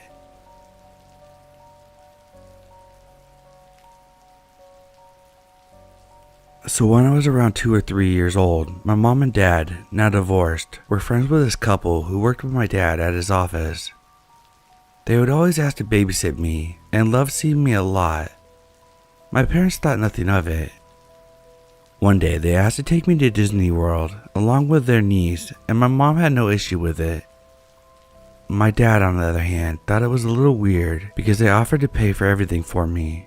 He told them no and made up an excuse for me not to go. The couple weren't seen for weeks after that, and the company my dad and them worked for were having an investigation because the same couple who wanted to take me to Disneyland committed massive fraud and stole hundreds of thousands of dollars. They disappeared and my dad had no idea what happened to them, says he no longer works there, but he fully thinks that they wanted to take me and disappear with me.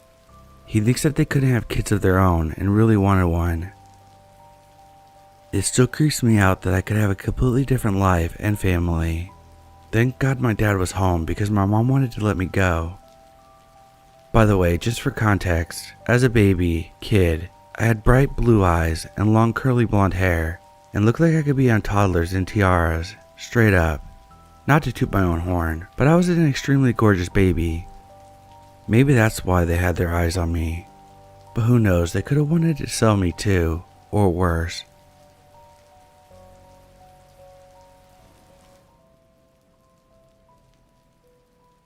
A few nights ago, my daughter, who's 20, and myself, female, 44, were home together. It was just us girls because my son, my nephew, who lives with us, and my boyfriend were out. The night was cold and rainy. My daughter was in the kitchen baking, and I was chatting with her for a bit. I realized it was getting late, a little after 10 p.m., so I decided to take a shower. I went into the ensuite and had just turned the water on when I heard my daughter calling me in a hushed and frantic tone. I threw on my robe and came out of the bathroom. She told me that someone was on the deck knocking on the door. This was very strange for a few reasons, but especially because she had to come all the way around the yard and around the side of the house to get to the deck. I was immediately alarmed. It was late, we weren't expecting anyone, and any normal person would have went to the front door. The door to the deck is solid, but there's a window right next to it. I peeked through the window and saw a large man with his hood up, and he was carrying a bag. He started knocking again. I said, "Hello?" He responded, "Yes, can you open the door please?" I asked, "Who are you here for? Can you open the door so we can talk?" I repeated more sternly, "Who are you looking for? Do you know someone who lives here?" "I'm looking for a woman. Are you a mother? Please just open the door." At this point, I was ready to call the police, but realized I left my phone back in the bathroom. My daughter was standing nearby, watching all this happen with a very worried look on her face. I shouted, "You need to leave right now." He didn't reply but continued to stand by the door in silence for what felt like a long time. I whispered to my daughter, "Go grab my phone from the bathroom."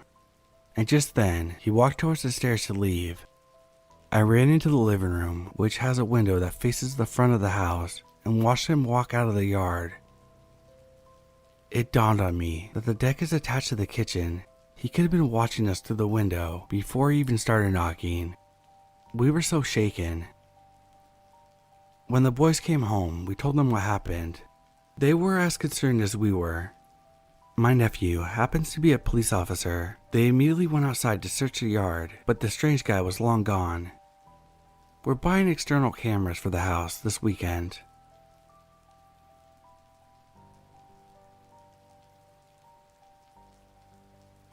So this happened when I was 13. My father trusted me when it came to watching my younger siblings. So here was everyone in the house. Me, female, 13. My younger siblings, Sarah, female, 11.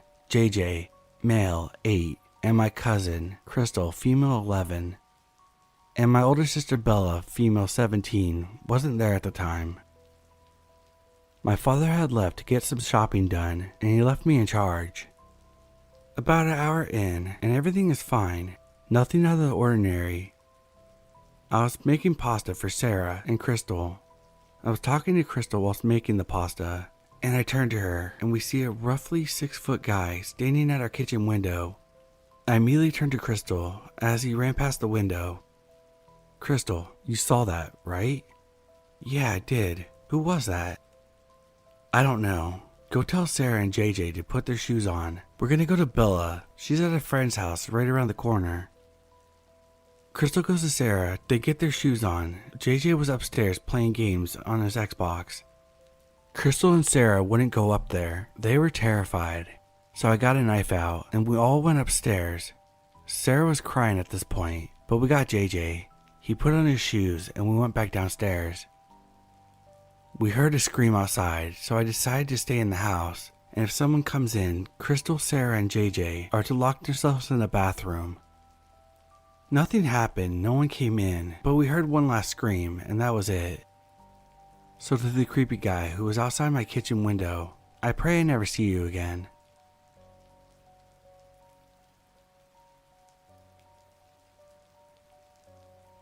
My husband was at work. I was 5 months pregnant. I was pretty small, and my belly hadn't popped yet. Other women who have been pregnant understand. One day you'll wake up and notice your belly is huge. But I was still clearly pregnant with a bump. Let me preface this with the fact that we lived in one of the most upscale areas in the state. I went to take my dog out and noticed a boy, 20 or so, who was going from building to building in our apartment complex, walking down the halls and coming back out. It was an outdoor complex, so when I took my dog out, I could see multiple halls that he was pacing through. At first, I thought maybe he was trying to find a friend's unit, but he was acting a little manic, so I put up a red flag. He started walking towards my building, so I immediately started walking towards my apartment without making it obvious where I lived. There were 2 hallway entries in the building adjacent to each other. It's a 3-story building, so I figured that if I'm walking towards my apartment, as long as he's not close enough, he wouldn't be able to tell which unit I live in. As I'm walking back, he's probably 10 feet from me, and he whistles. Immediately, I'm freaking out, but he ends up walking down an adjacent hallway. I get to my apartment and lock the door. A few minutes later, after thinking there's no way he figured out which unit was mine, I warm up my food, and I get a horrible feeling, like an instinct. I look to the peephole, and he's literally on the other side, face against the door, like he's listening. I immediately call the cops, then my husband. I grabbed a knife and opened the window, just in case somehow he breaks in. We live on the 2nd story. Luckily the cops showed up, and maybe he heard me call them because the kid was gone before he could do anything more serious. After that, my husband and I bought a gun for our protection. Gun control is a major issue right now in our country, but it can also help save lives. Had this person broken in, I felt helpless to protect myself and my daughter.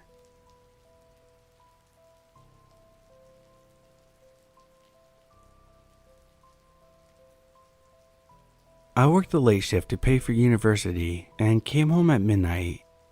I shared a house with my mom and parked my car in the garage that you can open up with a remote control. You can get straight into the house through the door that connects the garage with the basement, which I normally do except for Tuesdays, where I go around the house to pull out the trash can onto the street and enter through the main door. Our house is surrounded by tall bushes, so you can't really see much of the street. It's a small rural village, and I know all my neighbors very well. On Tuesday, I returned from my shift, and when I drove into our street, I noticed an unfamiliar car with its headlights on. Since I know my neighborhood so well, I was kinda confused about the car, but couldn't see the license plate, nor the person sitting in the car, as the lights were blinding me. You only drive into our street if you live there, or visit someone, since it circles back to the main street when you follow it to the end. I open the gate and the garage door remotely and drive inside. From that point, I can only see the street through the gate since the bushes are so high on both sides. I normally would have left the car and walked outside to grab the trash can, but that day I got a long voice message from a friend and stayed in the car to listen to it. 7 minutes into the message, I lift my gaze. I look into my mirror and see a man standing in my driveway behind my car. He didn't move in any way, he just stood there perfectly still watching me. I panicked and locked my doors, then grabbed the remote and closed the extremely slow garage gate. I sat there for a moment and was scared to leave my car, since I couldn't be sure that he didn't enter the garage before the door reached the floor. I also had to call my mother because the garage door into the basement was locked, since I had planned to use the main door. She later told me that she immediately went to the window, but couldn't see the man or the car at that point. I told myself that it was probably a neighbor who didn't think how creepy he acted, and that I didn't recognize him in the dark, but I asked around and no one knew the man. I only got the information that the type of car was seen slowly driving around the neighborhood the last few days. My mom thinks it's someone that wanted to surprise me and forced me to let them in the house to rob us. My grandma had just died and no one knew that my mom spent the nights over.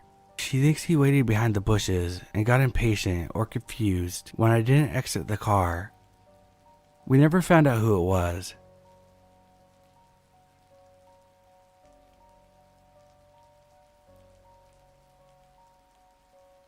I'm a 29-year-old female. I live with my husband who's 32 in the suburbs in a town that borders the city of Pittsburgh. The past few years, crime has slowly been on the rise in the town we live in, and it's not unusual to see our area listed on the news for a shooting, murder, or criminal activity. The other night, my husband and I were fast asleep when I woke up to hear our doorbell ringing. I jolted awake because we rarely got visitors, let alone someone stopping in the middle of the night. I wake up my husband, which seems to take forever, or feels like it at the time. I grab my phone for the flashlight and see that it's 4 a.m. The doorbell rings 2 times and someone knocks hard. As we both fumble around and wake up a little more, my husband gets his gun and shoes. I, of course, followed him to the living room where the front door is and peeked out the blinds near the door. All I could see was an all-white SUV stopped in the middle of the road. My husband was looking through the peephole, signaling at me to stop and be quiet. I couldn't hear anyone walking up our porch or stopping for the moment. My husband kept looking through the peephole, signaling me to get away from the windows. We could hear someone say something muffled and then stomp off.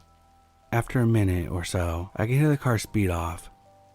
He said that when he looked out, he saw a tall African American guy that had on black dress clothes and some kind of skull cap, like a security guard or bouncer would wear. He said when he first peeked out, he saw him pacing at the bottom of our front steps, angrily shining his cell phone flashlight up at the windows. He said he felt like the guy looked up at him. Obviously, he couldn't tell someone was looking through the peephole, but the guy started coming up the steps, looking super irate, shining his flashlight at the peephole and mumbling something. At this point, my husband just froze. The guy turned around and then just stomped down the steps. We decided to call the police because we were both nervous that the guy was going to come back. The police said that they would look into it, but nothing came of it so far. We definitely didn't go back to sleep that night. Update. We have not heard back from the police, but since this incident at our house, this has happened and has been reported by 3 or 4 other people. The last incident, the family had security cameras and caught the guy opening and going through their cars, also at 4 a.m. It showed that the white SUV is a Cadillac Escalade, and the guy had accomplices as well. Hopefully the police don't sleep on this. If anything comes of it, I'll update.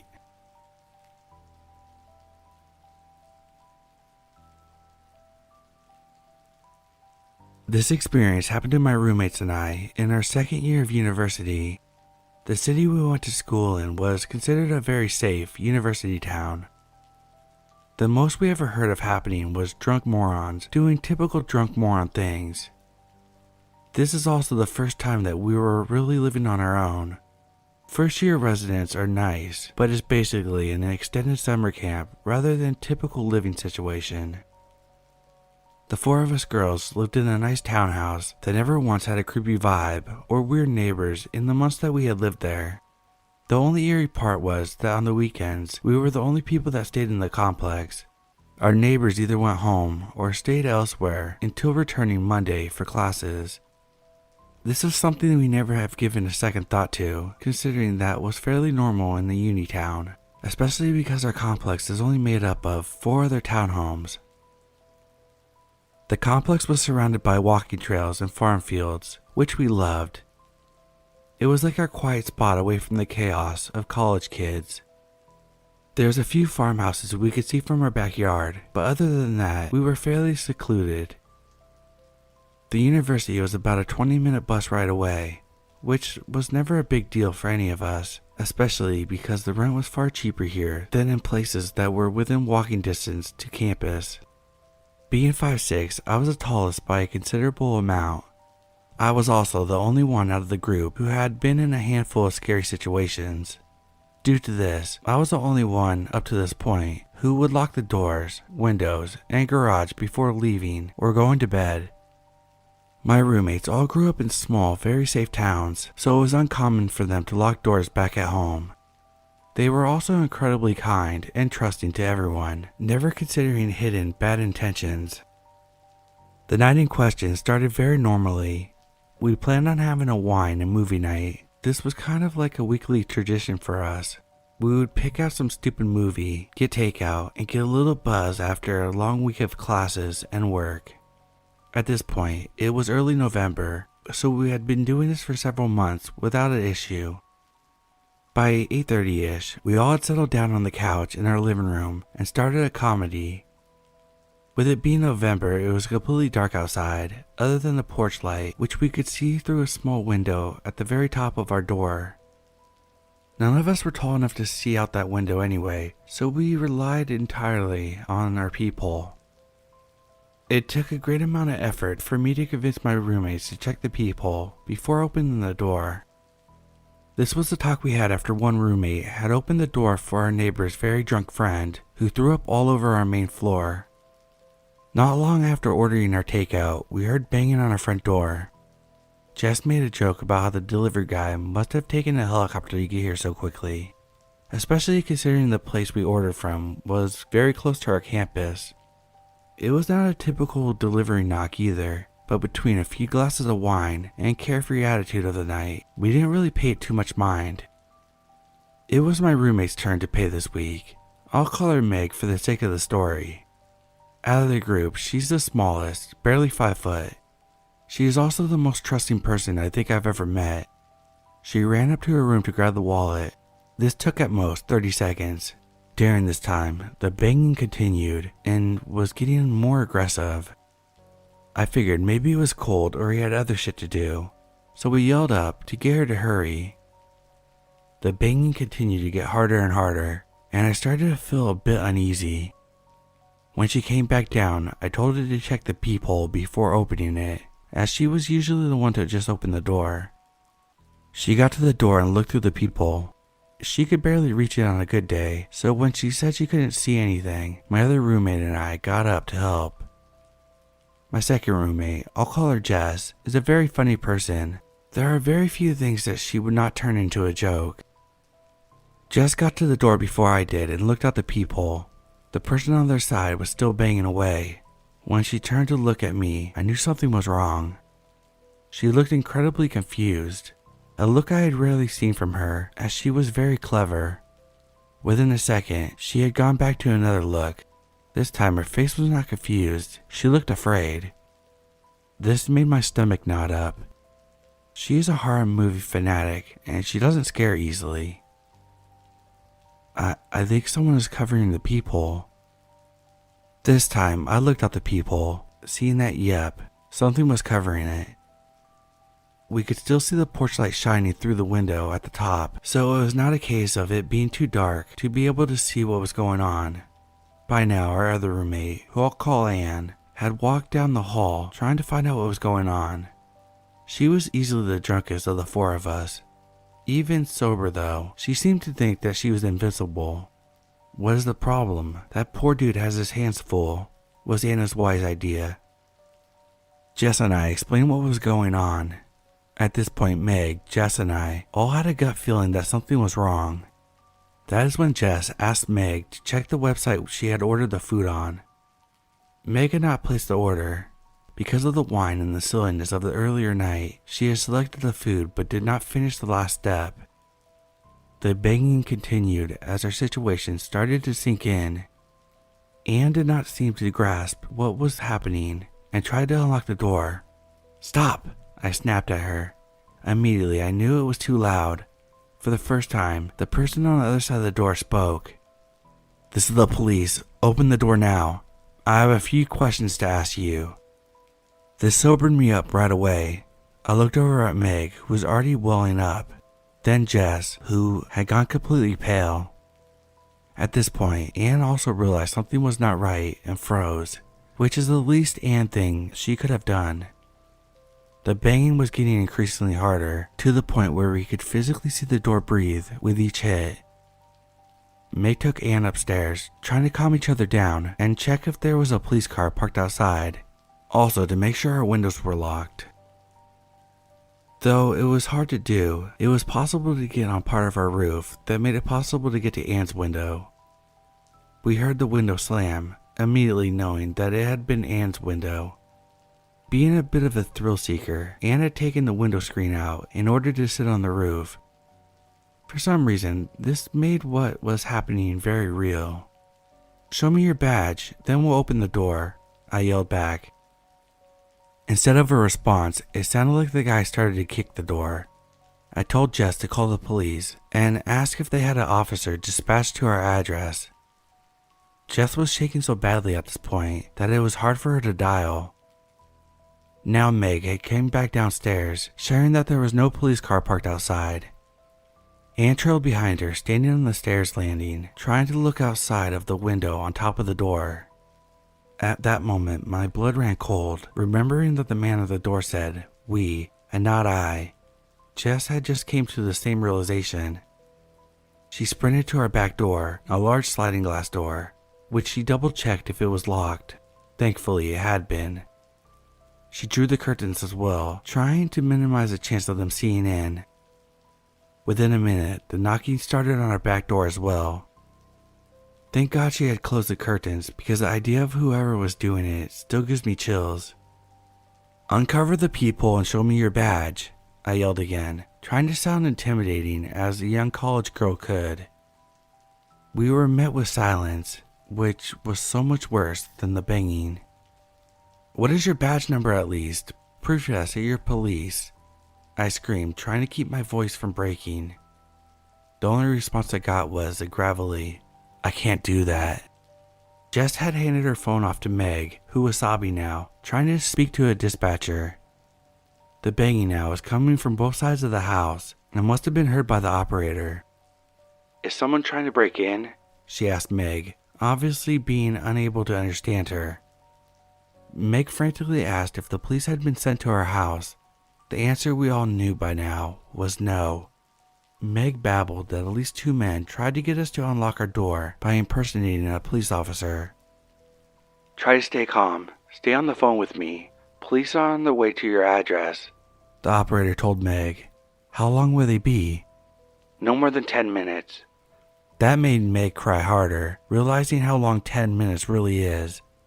The door was being hit so hard, I worried it would break in. Jess ran back to our back door, making me worried that our kitchen window had been opened. Trying to think, I put a chair under the doorknob and sat down, hoping the door would hold. Jess came back to the front door, holding the kitchen knife and fire extinguisher, which were the only things we had to protect ourselves with in case they got in.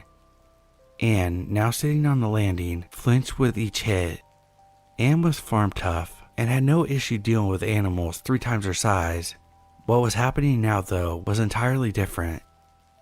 We had nothing to really deter whoever wanted in. No prods, no backup, until the real police showed up. Not like what she was used to.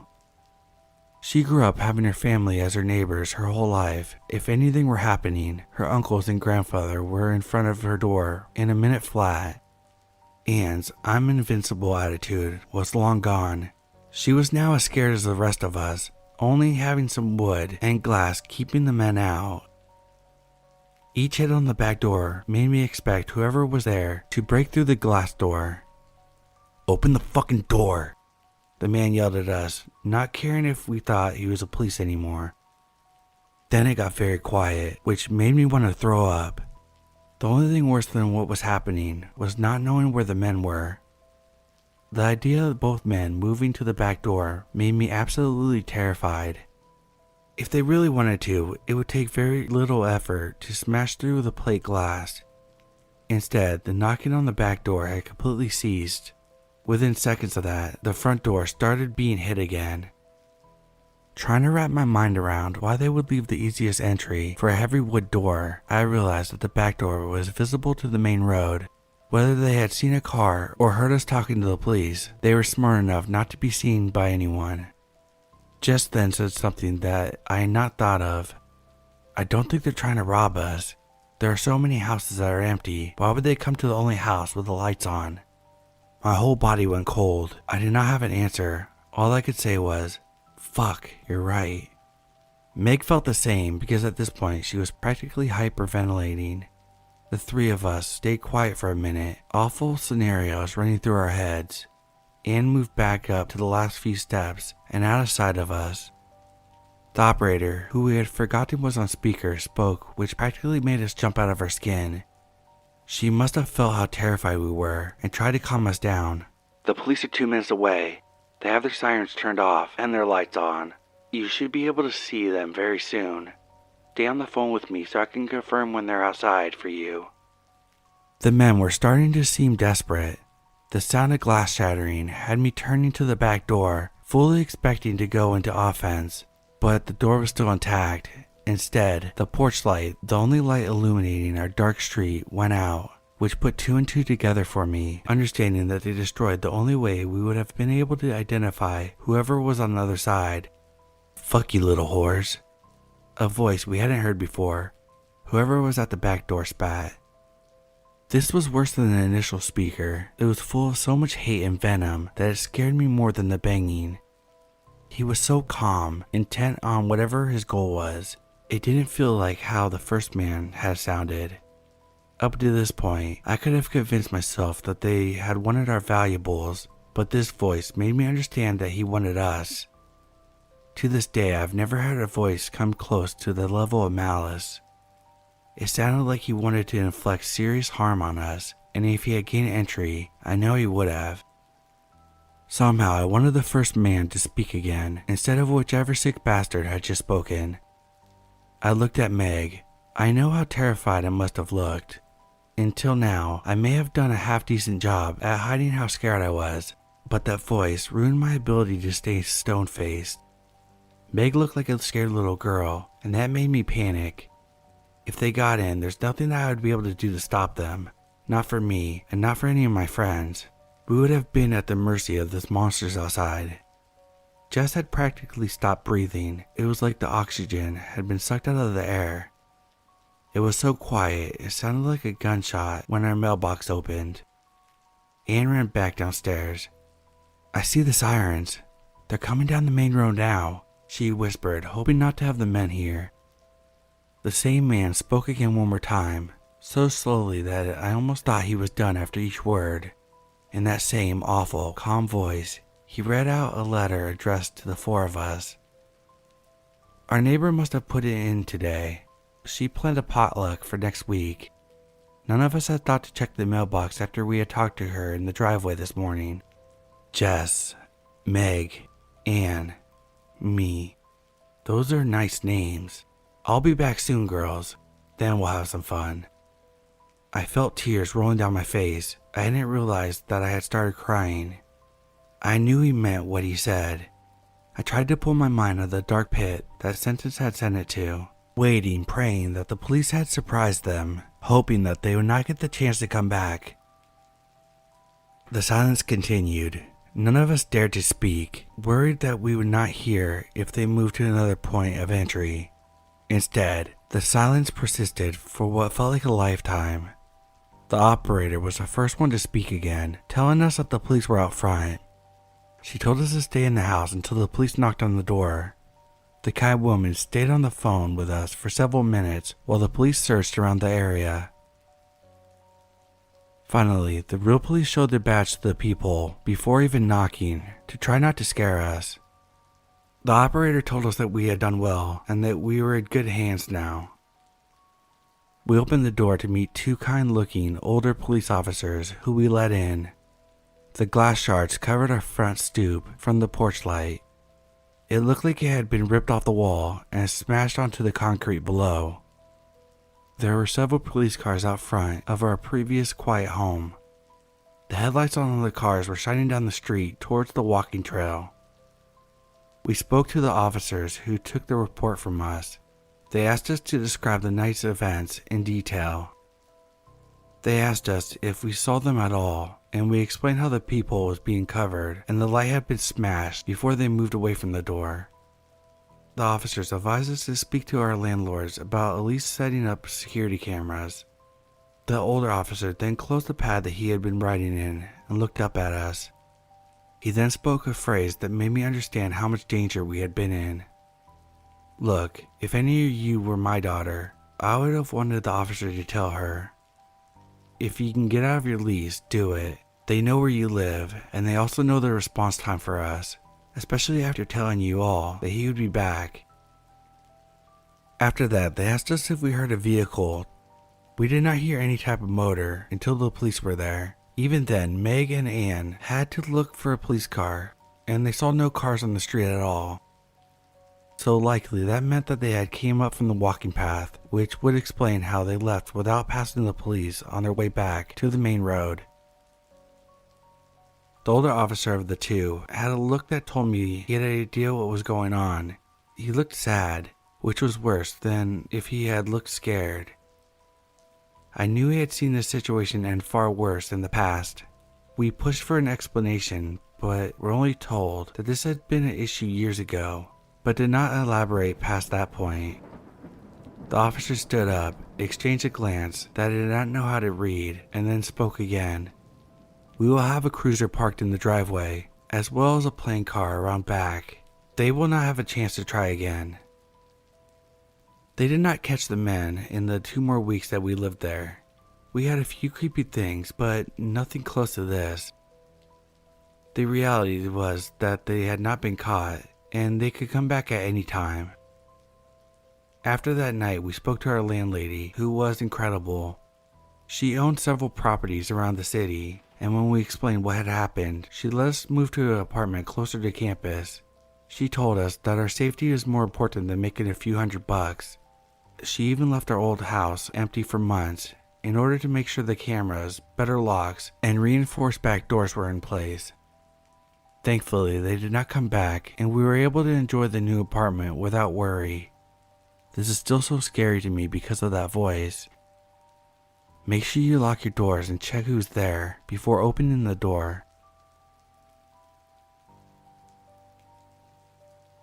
I recently moved into an apartment building all the way up on the top floor. My balcony is in the back of the building. The view is mostly of trees, but there are some houses and a street directly behind the apartment building, so I can see that too. Hopefully that makes sense. I usually sit out on my balcony at night, getting high and listening to music. At night, the view is just darkness, aside from the house porch lights and the road lit up by the street light. Most of the road view is covered by trees, but I could see a good amount of it. There's also no light from my balcony, so at night, I just sit there in the dark, aside from the light coming from my phone. So anyway, I was sitting out there around 10 p.m. or so, like I usually did, and I noticed movement from the road.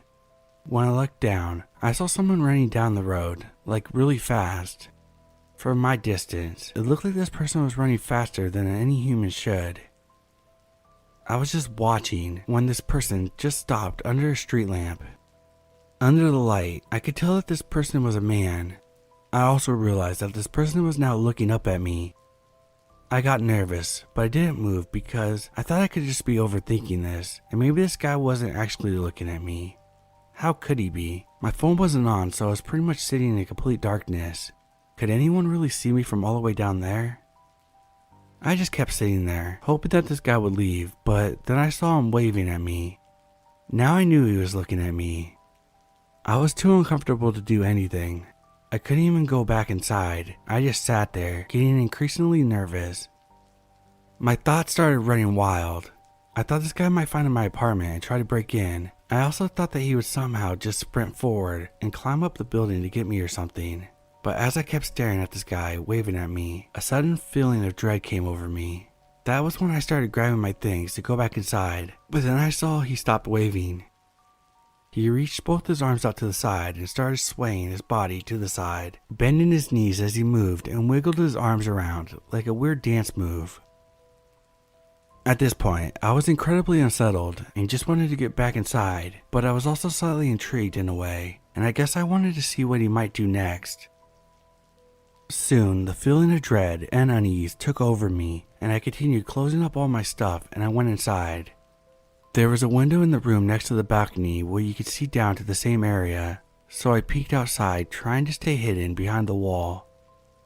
I saw the guy still moving around, side to side, but he soon stopped and I saw him just booking it down the road again. I made sure the front door was locked and I went back into my room, locking the bedroom door as well. My bedroom window looks out the same direction, so I made sure the guy was gone and closed my curtains. I didn't really sleep that night. I couldn't shake the uneasy feeling I had. This happened a couple nights ago and I haven't seen the guy since. I've still been sitting out on the balcony, but I've been getting really paranoid when I'm out there at night, so I don't stay out there for as long as I did. I don't really know what to make of this whole thing. I don't know who that guy was, or maybe what he was. I get really uncomfortable and paranoid when I think back about that night, like I'm back in that moment feeling those same exact feelings again. Also since then, I get occasional waves of dread, like at times throughout the day I get a feeling that I'm being watched. I hope this feeling goes away soon, and I'm really hoping I don't ever see that guy again.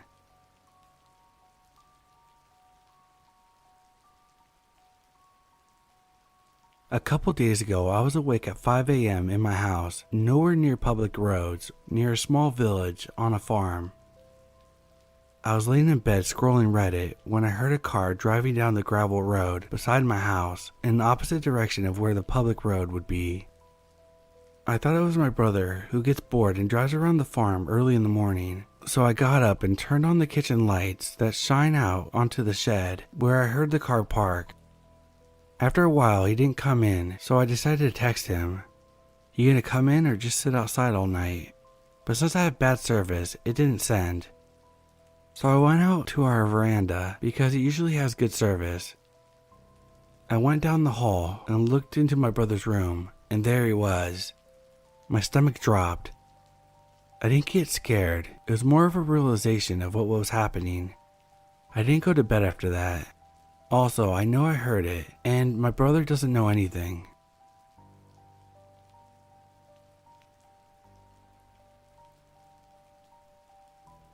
Call me paranoid all you want, but I can't help but think someone comes into my house while me and my roommate are away, or even worse, home. I'm gonna change a few things because I'm generally scared, but the basis of the story is the same. My housemate and I are 21 and 22, both female, and recently moved into a house near our college campus. Note, we have 3 pretty calm pets. It started with weird individual experiences, random small things going missing in public spaces, but things that were easy to overlook. Also to mention, we're all very close and honest with each other, and the house is not that big, so there's only so many places the items could have been, you know? Then there would be occurrences where we would leave with all the blinds open, but come back and they're fully closed. Blankets that we left out are randomly folded. It's been getting spookier recently. One of my roommates was home alone and she heard a thud. She looked around, all the pets were in the living room with her. Then she hears footsteps and calls out to us with no answer. She grabs the pets and loads them into her car because she's hysterical and convinced that someone else was in the home with her. To top it off, the other day I was trying to get some clothes and kept getting a hint of something foul. After much investigation, I realized that it was the very shorts I was wearing.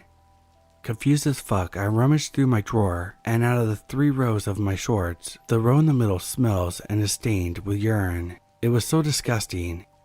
When I tell you, we have pondered every possible explanation, from our pets to even ourselves. The smell wasn't that of a cat or dog, and there are no rat droppings. I immediately registered it as human pee. After doing all my laundry, I noticed 2 identical pairs of my underwear are missing, nowhere to be found at all, and in a place no pet could get into and take or hide. We're not crazy, right? If someone could please give us any logical explanations, because maybe, just maybe, yours is one that our brains will believe, enough to help us go to sleep at night. If not, what should we do? Update. Firstly, thank you for everyone who has been offering suggestions and perspective. We really appreciate it and knew that we could count on Reddit for answers. We've been trying not to talk about our situation because it seems like when we do, we ask for something bad to happen. So we refer to it as Joe, or just text if it's urgent. We ordered some cams on Amazon that we'll be setting up later. One outside the front door and one outside the back door. We'll work on getting others for the inside, but for immediate action, the door is the most important. Something I forgot to mention, our house is a duplex style of home. We have 2 floors. The first floor, where my bedroom is, has 2 points of entry, not including the windows, but we keep the windows locked and they have screens. The second floor has 2 bedrooms, a laundry room, and the attic door is in between all 3. We also are the first ever tenants in this house. Someone did a sweep of our attic today. Interesting thing to note, there's blue paint dried and crusted on the entryway of the attic and on the floor and the bottom of a few bins we have up there. We couldn't find the source of the paint, but we did not do our own paint of any kind. As of right now, the missing item count is at 5, with 2 new additions today when I got back from class. 2 earrings from 2 different pairs, one from each, were in a small counter on my dresser. I won't count it just yet though, since I give myself 24 to 48 hours in case I misplace something. Starting tomorrow, I'll be locking my bedroom door when I'm not there. Not sure if this is relevant, but it's something to think about too. We met our neighbor who lives a few houses down, maybe a month ago. She's 23, very nice, but grew fond of us super quickly and started to become so comfortable that it made us uncomfortable. She knocks on our door almost every other night to hang out, which has resulted in us completely turning off the lights so she thinks that we're away. She has my friends on social media, but I never followed her back because the last time she came over, she was hinting that she had a crush on me and kept trying to touch my hand and thigh and was trying to stay overnight. I never said anything about it, just ignored that it was happening. She also mentioned multiple times before how she noticed when we leave or come back, she's learned the sound of our cars and horns and knows which car came back based solely on the lights at night. She definitely remembers and knows our routine, and has even said, "I've noticed you're the one that's gone the most." Kinda weird, but to be honest, she seems too nice to ever do anything dangerous. Maybe she's just lonely. Goals for the week: set up cameras tonight, buy bedroom camera, change door codes, writing incidents with dates in a journal, giving written reports to the police department, booby trapping the house.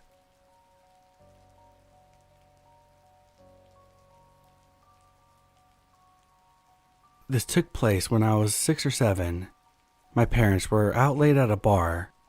My sister, who was 14 or 15 at the time, was watching me. We were in the living room watching TV. It was fairly late, around 10 or 11. We lived in a nice neighborhood at the time. Police never really came through or had to deal with a lot of issues. Low crime rate and great schools. We were both dozing off when suddenly it sounded like someone was trying to aggressively open our door. Like as if someone was being chased and they were desperate for shelter. Pounding on the glass, jiggling the doorknob, and ringing the doorbell all at the same time, and very aggressively. It lasted for probably 10 to 15 seconds, and then stopped abruptly. My sister made me go up to the front door and see if it was my mom or dad, possibly drunk, coming home. It wasn't. There was no one out there when I checked. Freaking out, we called our parents, who were only a little concerned but said that they were on their way. I remember us running upstairs and locking ourselves in my room, since the downstairs floor was full of giant windows that we left some of the curtains open to. 15 to 20 minutes later, it happened again, pounding and non-stop, rapidly ringing the doorbell. I was hoping that it was just a ding-dong ditcher the first time, but twice? I feel like you wouldn't want to go back to the same house in fear of having the cops called on you or having someone looking out for you. I don't know though. My sister called my parents again, who were still on their way home. We were both too terrified to check the door. It abruptly stopped again. I don't know why my sister didn't just call the cops herself. My parents got home. They still didn't know if it was worth calling the cops or not, in fear of ending up being a waste of time. Obviously, my parents aren't very smart, I know. And since they weren't there, they didn't hear how crazy it sounded. It wasn't just a knock and a doorbell ring. Whoever it was on the other side of the door was putting what sounded like all their strength into trying to get into our house. We all went to bed, my mom assuring us that it wouldn't happen again. 3 a.m. rolls around, and obviously it happens again. This time was more aggressive. My mom screamed to my dad to call 911, which he did while running downstairs to see who it was. Then it stopped.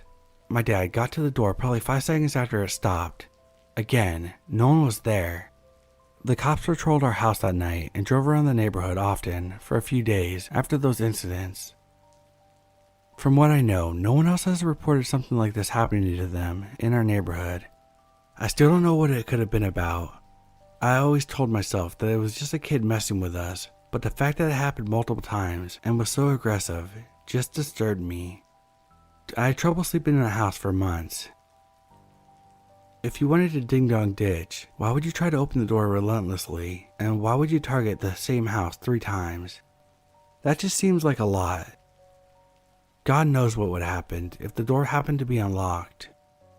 We were little girls and definitely wouldn't have been able to defend ourselves had it been malicious. Our cars were broken into a couple months after this, so it could have possibly been related. I'll never know, but whether it was innocent or not, whoever desperately wanted to get into our home that night, thanks for a lifetime of trauma of being home alone.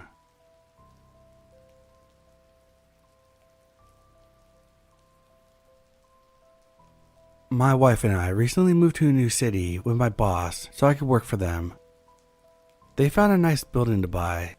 There's a storefront on the main street and an apartment in the basement and an apartment on the top floor, so we could all live there and work in the same building.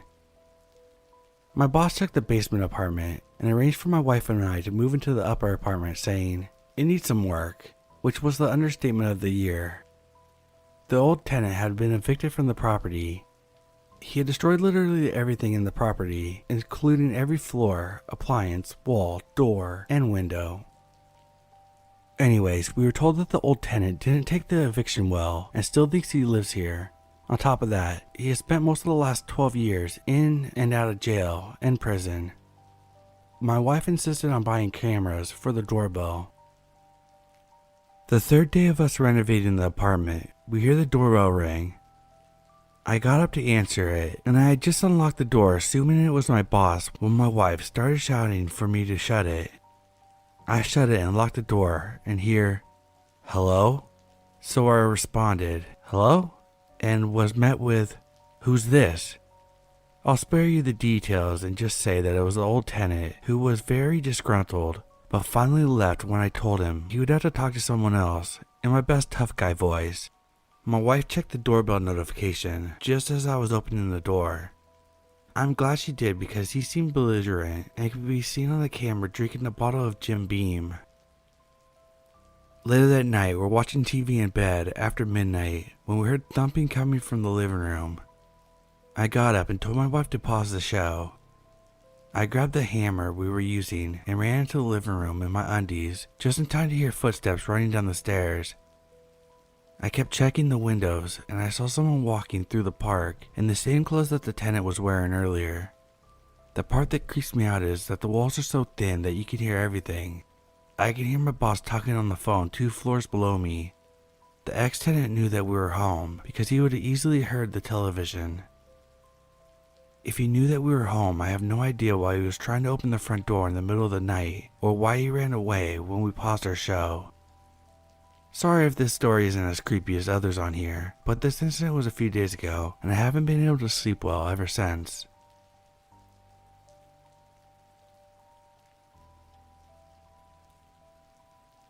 This has happened several times at this point.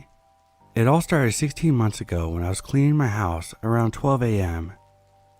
My husband worked nights, so I had to adjust to his schedule. I usually kept the blinds open during the day and would go around closing them at night while I tidied up for bed. Our room was my last stop on the first night this happened. The curtains and blinds were open as I was sleeping on the floor when I felt a sensation of being watched. I looked around when my eyes focused on the silver sedan parked outside my house, mostly in the grass on my front lawn. Now for context. My bedroom window is about 15 yards from the road in front of my house. It's a small front yard in a pretty densely populated neighborhood.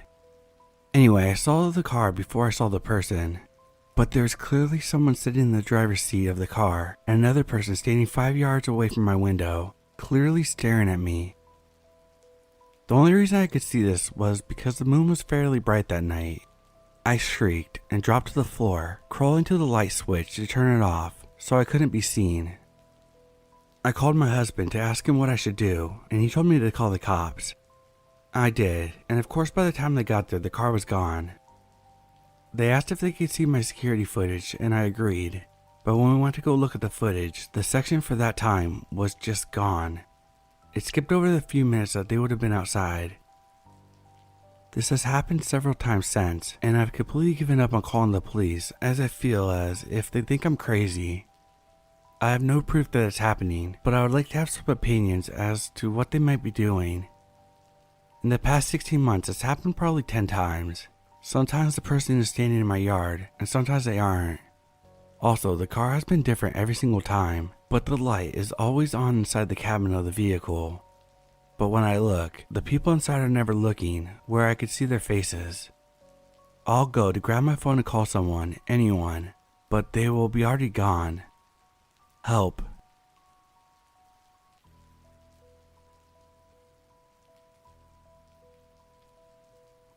I'm sharing this little story here because honestly, I feel very uneasy because it didn't really end. I make 2 trips to school in the morning, dropping off my kids. Then I come back for more neighborhood kids. This morning my son wanted to wait to go with other neighborhood kids, so he was left behind while I took my daughter. My daughter and I drove out of our driveway. It was still dark and we're talking torrential rain coming down. I almost didn't see the man in the street until I was right up on him. Middle of the street, yelling, making gestures, looking angry. He actually looked very clean though, healthy. Even good looking, but he gave an instant bad vibe, especially just 1 block from where my son was home alone. He looked straight in my eyes and screamed gibberish like he was enraged. I hurried up dropping off my daughter, and then went back for my son and the neighborhood kids. I told them about the guy, but all was well. No signs of the stranger by then. Fast forward to this evening. I had forgotten all about it. My daughter and I went to the library, while my son opted to stay home. After the library, we were sitting in the drive-thru, and my son texted me that there's a man running through the neighbor's yards across the street. The man was screaming his head off and acting crazy. Then someone pulled up and started filming the guy. I told my son, I'm on my way. If he comes near the house, call 911. I was home within minutes and the guy was gone. But there were 5 police cars on my block looking for someone. Obviously, a neighbor must have called. My son and I compared descriptions of the man we saw, and it's gotta be the same guy. It's driving me crazy not knowing what's going on, or if he's out there, or if we're safe.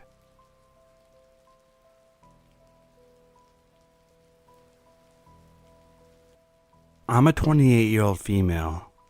I have lived in the same apartment for 4 years.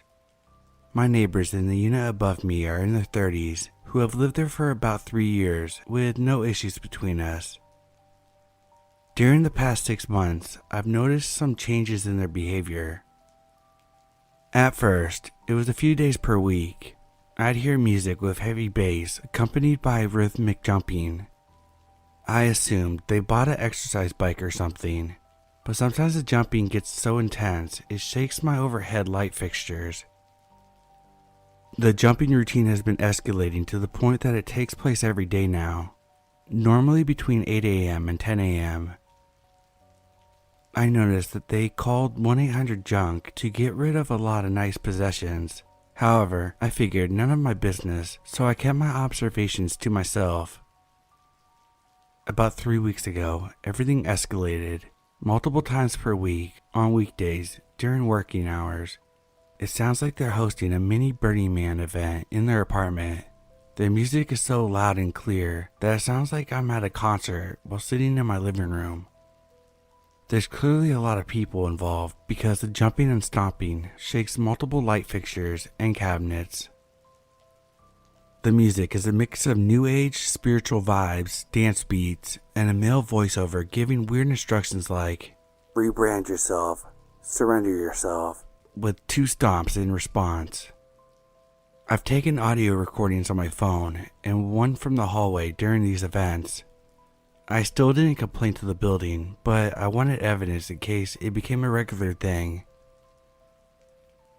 This week, I've encountered a big problem. The couple above me has a private patio, which is directly above my bedroom.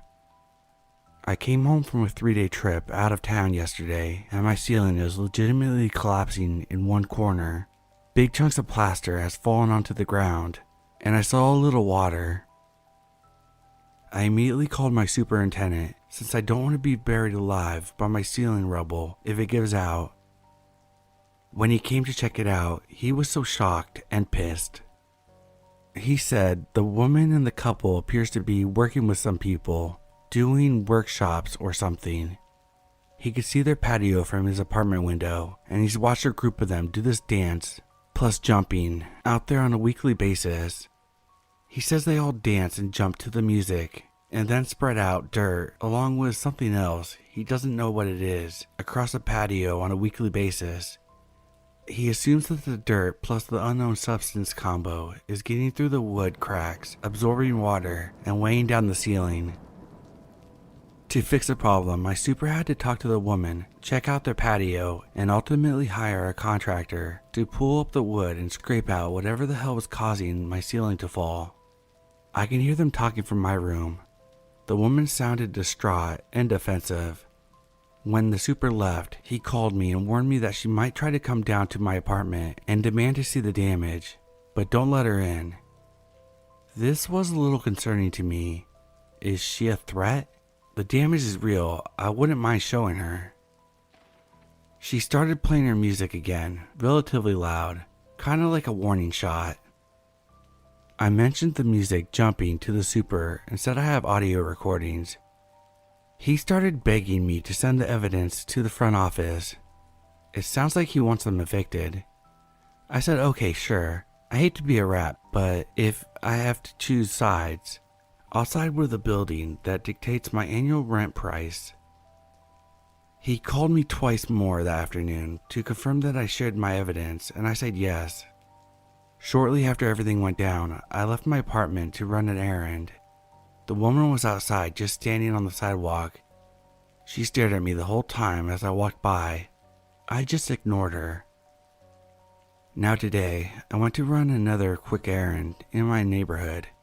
When I returned, the couple was standing on the sidewalk, both of them this time, followed me into the building and then waited until I opened my apartment door to confront me.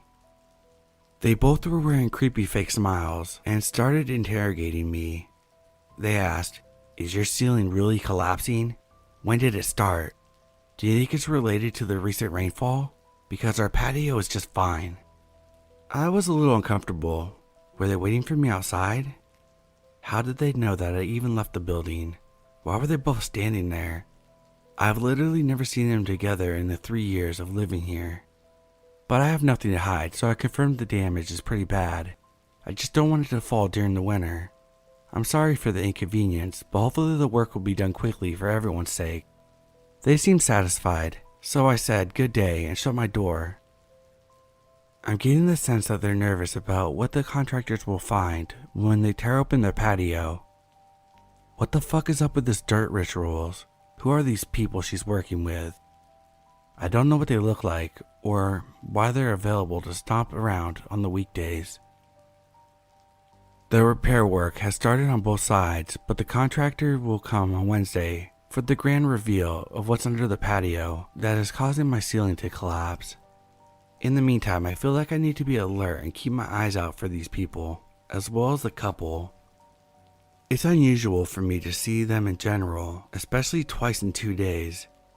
They seem scared and in denial of the problem. They also literally ambushed me. Hopefully it's over soon.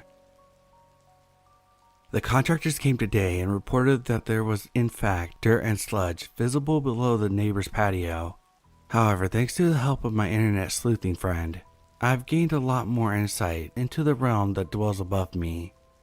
As one Redditor suggests, my neighbor is affiliated with multiple aesthetic dance communities, both international and local. The international group has planned events during which all cells of the organization host a dance session simultaneously. It also has a YouTube channel that streams psytrance music 24/7. I listened to a portion of it and a female voiceover declared, "You are becoming the Game Master." Meanwhile, the local groups seemed to be more exclusive and more radical in their mindset. One of the local groups, hosted by my neighbor's good friend, conducts 3-day events that cost upwards of $400 for a mission. Participation in all 3 days is mandatory. I get the impression that they all sleep in the studio space, and the event description mentions that it begins with a ritual. The last and darkest affiliation that I've confirmed via social media footprints is that my neighbor and a few members of the local communities are also involved in some compassionate death groups. There's no way for me to verify at this time if those affiliates overlap in a meaningful way, so I'll simply state the fact that I have evidence to prove. My super asked me about the jumping again when I saw him today. He remains eager to act. He agreed with the new game plan to wait for another large event to happen, and then call him to check on my dishwasher so he can intervene.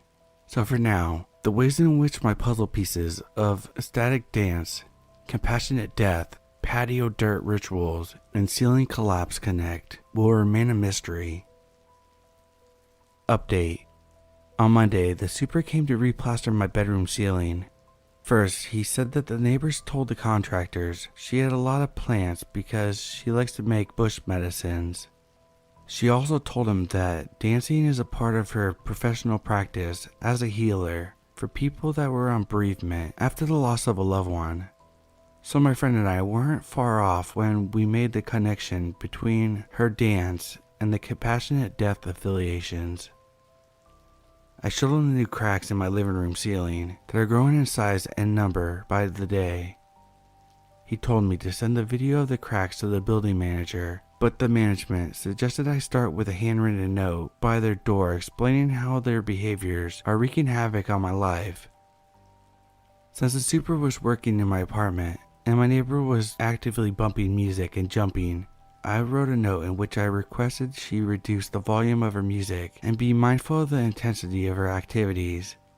I explained that the jumping or dancing was causing significant new cracks in my living room ceiling, and I offered for her to speak with me directly if needed.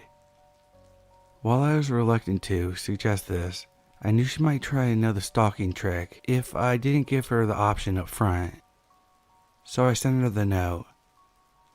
After 90 minutes, my super said that he had to leave for an hour while the plaster dried, but that he would be back soon. Of course, my neighbor chose the end of this time frame to come down when I was alone.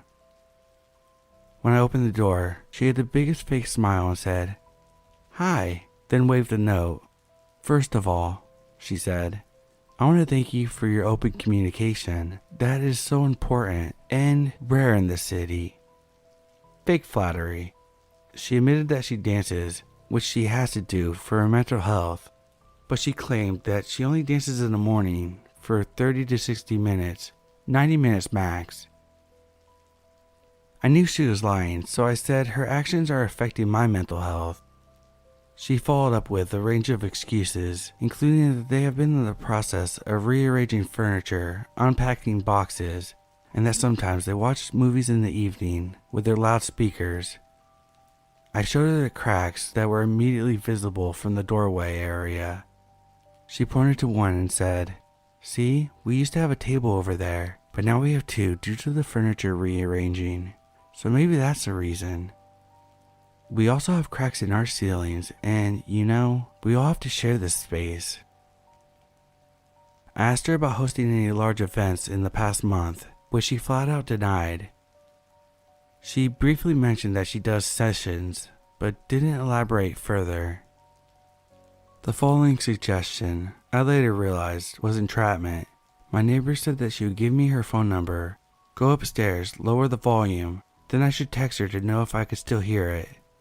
Thankfully, my super came back while she was still in the process of sharing her contact information. She immediately tensed up, quickly gave the number, and then scurried off. As she passed my super, she randomly blurted out, "We're best friends now," referring to me and her. My super and I were both very aware of her antics, so of course, he didn't buy that manipulation tactic.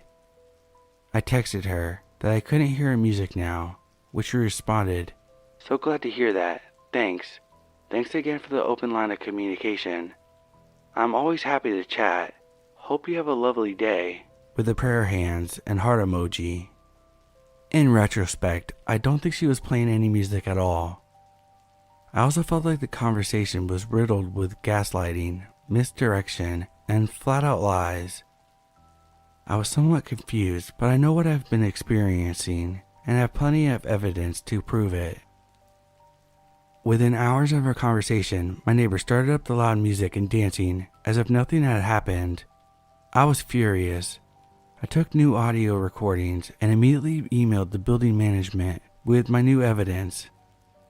Footage of the cracks, along with a photo of my note. I explained that the contact with my neighbor was kind, though somewhat misleading, and expressed interest in accommodating my request. I also said her behaviors were continuing as normal, despite the false claims that she would take my experiences into account. The building manager said to keep her updated, but it was clear that she assumed that the situation would be resolved on its own. Nope.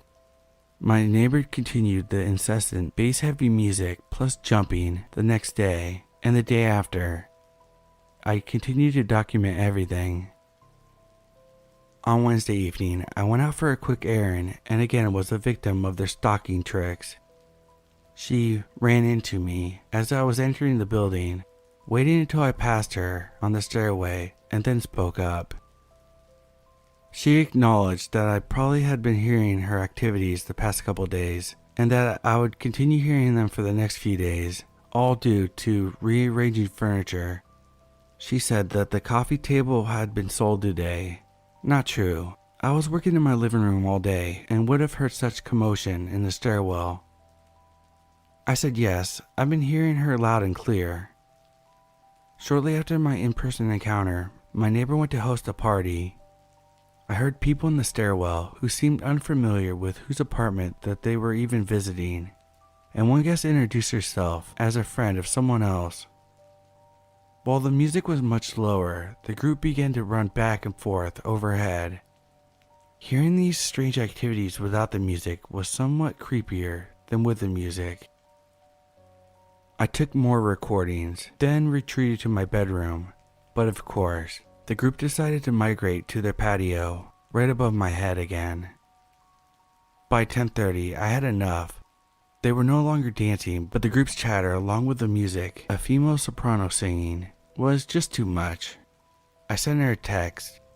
I explained that I understood that she has every right to host guests in her space, but I was perturbed by the way she said to my face that any excess noise I might hear in the coming days was from rearranging furniture.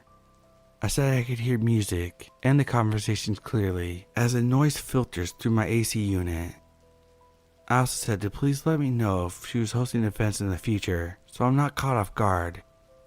While my neighbor didn't respond that night, within minutes of sending the message, the group began to sing happy birthday songs in the most somber way I've ever heard it sung.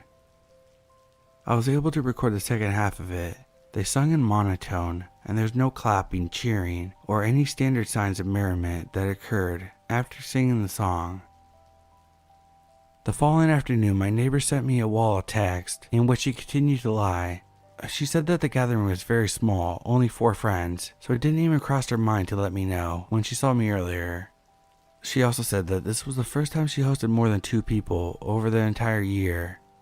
I honestly had to laugh at that. She said that when she first saw my text, they lowered the music volume and told the friends to quiet down. So she admitted that she saw my message, but made no mention of any birthday affair. As for the furniture rearranging, she explained that it had been part of a longer-term project, and added more lies like how they had just received the dining table and bookshelf that they had been waiting on for 8 months. Not only would I have seen a large package in the stairwell, but also why share so much irrelevant information if being truthful? Finally, my neighbor said that she would be hosting 2 more events next week another small get-together of 4 friends next Wednesday in honor of her partner's birthday, and a larger gathering on Friday, again for his birthday.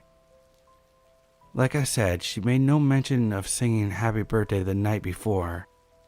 Who hosts 3 birthday parties over 2 weeks? It was all false. She followed up 5 minutes later with a second text that explained she was late to respond because she had been in back-to-back sessions. So I finally had written evidence of her talking about these sessions. I didn't respond to that text. I refused to engage with her or her partner any further. They continued to play music and stomp around that evening, but I had my boyfriend and my friend over, who heard everything and validated me that all of this was absolutely maddening. On Friday, I finally called my building manager to explain everything. She needed to understand that something very strange and potentially dangerous was going on above me. Thankfully, I was finally believed. It turns out that my building had no idea that she was running some form of business and hosting group events. I thought they at least had a vague awareness. My building manager said that they would get their attorney involved ASAP to review their lease contract and pursue action.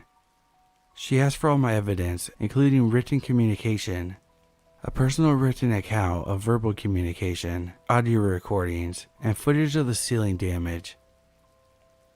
I've been taking videos of the ceiling cracks over the past few weeks to demonstrate how quickly they're growing. I made a Google folder that divided each category, dated every piece of evidence, and sent. I was so relieved. It felt like some form of action was finally in motion. I'd seen that the building attorney was working on the case against them over the weekend, so I just ignored the relentless music and jumping. But today, Sunday, my neighbors have been hosting another gathering since 11:30 a.m.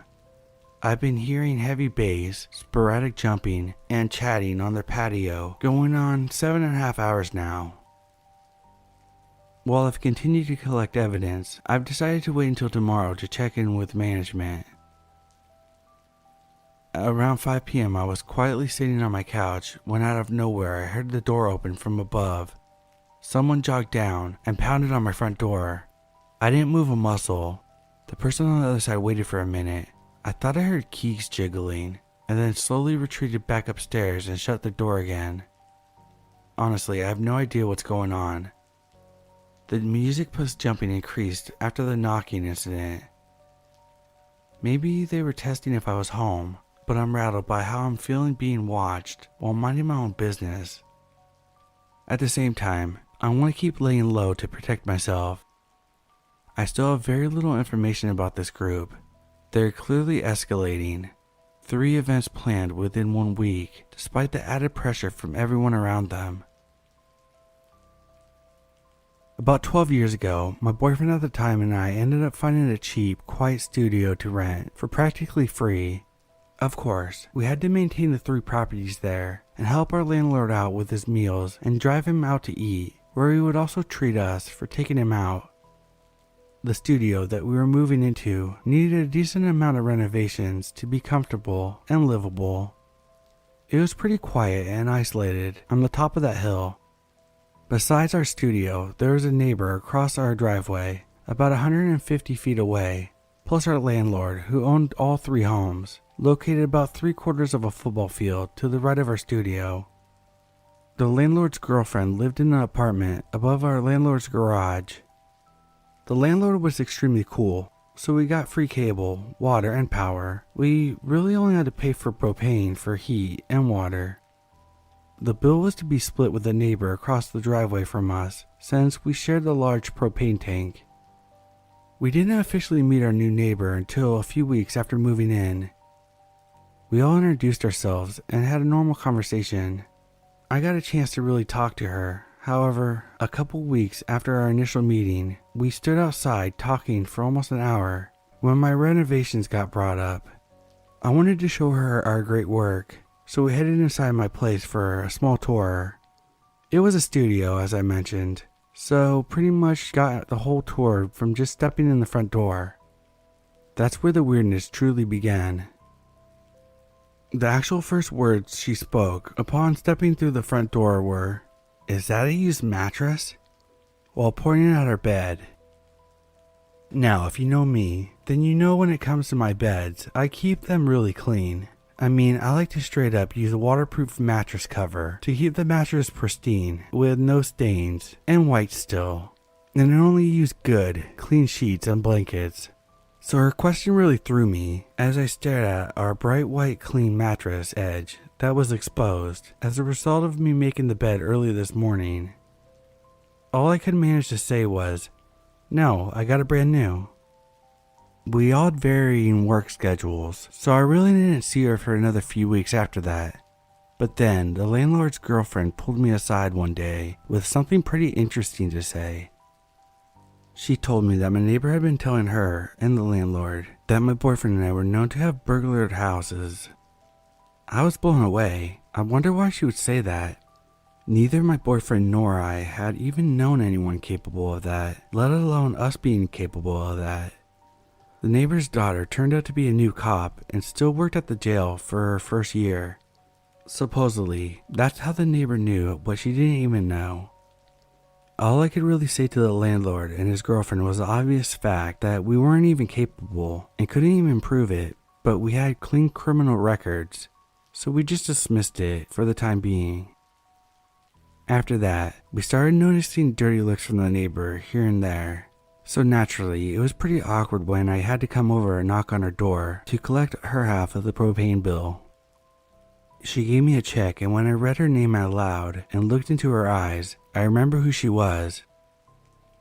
When I was about 16, so about 12 years or so before moving next door to her, I ended up at her house with my high school boyfriend for Thanksgiving. My boyfriend at the time's parents were friends with her and her husband, and they had a daughter who was our age also at the time. My boyfriend and I hung out with the daughter while the adults hung out and got drunk as they prepared dinner. I barely even remember interacting with adults, except of course at dinner. Yet after the evening, I was told by my boyfriend from his parents that I was no longer welcome back at his parents' friend's house. Neither my boyfriend nor I could possibly think of why. I found out a couple months later though. Let's just say I hit puberty pretty early and wasn't exactly flat-chested, unfortunately. That got me plenty of unwanted attention from the guys, even older ones. My boyfriend's dad at the time enjoyed staring at my chest and was pretty open about it. So no surprise that Thanksgiving night, as both men were at least very buzzed, they noticed my chest. Obviously, word got back to the women, and they weren't too happy. Add to that the fact that shortly before I moved next to her, years later, her husband had divorced her and she was quite bitter about it. I laughed at first upon reading the name on the check and asked her if she was the same last name that I had known in high school. She gave me a sideways smile and told me that she indeed remembered exactly who I was. That, combined with the fact that the landlord's girlfriend had told me that I was the only tenant that she ever had a problem with, told me that the worst was yet to come. It was just small things at first that we started to notice, like when I get home, I'd always hit the lock button on my key fob to my car, which would honk the horn to confirm that it was locked. Every single time I would do that though, she would always have her key fob with her in her house and make her car honk as well. Then, the landlord informed us that she requested that my boyfriend and I stay completely off her property and to not even knock on her door. But then right after that, she turned around and had our landlord ask us if we could come into her house while she was gone to set up a treadmill for her. She just left her front door unlocked for us to do it. One day, we had a friend stop by for a visit. He had a really weird look on his face when he came up through our walkway though. So naturally, my boyfriend and I looked at each other and then asked him, "Why the face?" "Well," he said as he sat down on the porch, "your neighbor, some woman, took a picture of my license plate as soon as I parked. Then she wanted to know if I was spending the night here." In shock and bewilderment, we asked him what she looked like just to make sure it was her. And yes, it surely was. She even took pictures of our license plate after that. She got really petty after that. She kept trying to keep track of whenever one of us would even step over the line to her half of the driveway. If she felt that we drove up the driveway in front of her house too fast, she would scream at whoever it was. That got me up in her face yelling one time. She even threatened to sue me once because, according to her, one of our cats was on her car and scratched her new car paint when she scared it off her car. I used a squirt bottle when I noticed the same cat on my similar dark colored new car one day, and no way were there scratches like she said. I mean, you could see on the clear coat where the cat's nails were, but it rubbed off just by using my finger. I started to worry about my 3 cats with her around, especially after one of my nosy ditzier cat wandered into her house after she left the front door open for a while. That cat disappeared shortly thereafter. My boyfriend and I smelled something dead around our property a couple months later after searching tirelessly for him, but we could never locate the source of that smell. Tensions between the 3 of us, and even the poor landlord and his girlfriend, were pretty high at that point. But it got worse one afternoon when I happened to catch her on my property. I was around the backside of our house talking to my boyfriend, but when I went to walk back around to our front door, I caught her. She was crossing back over our driveway towards her own house with this stupid, childlike guilt on her face.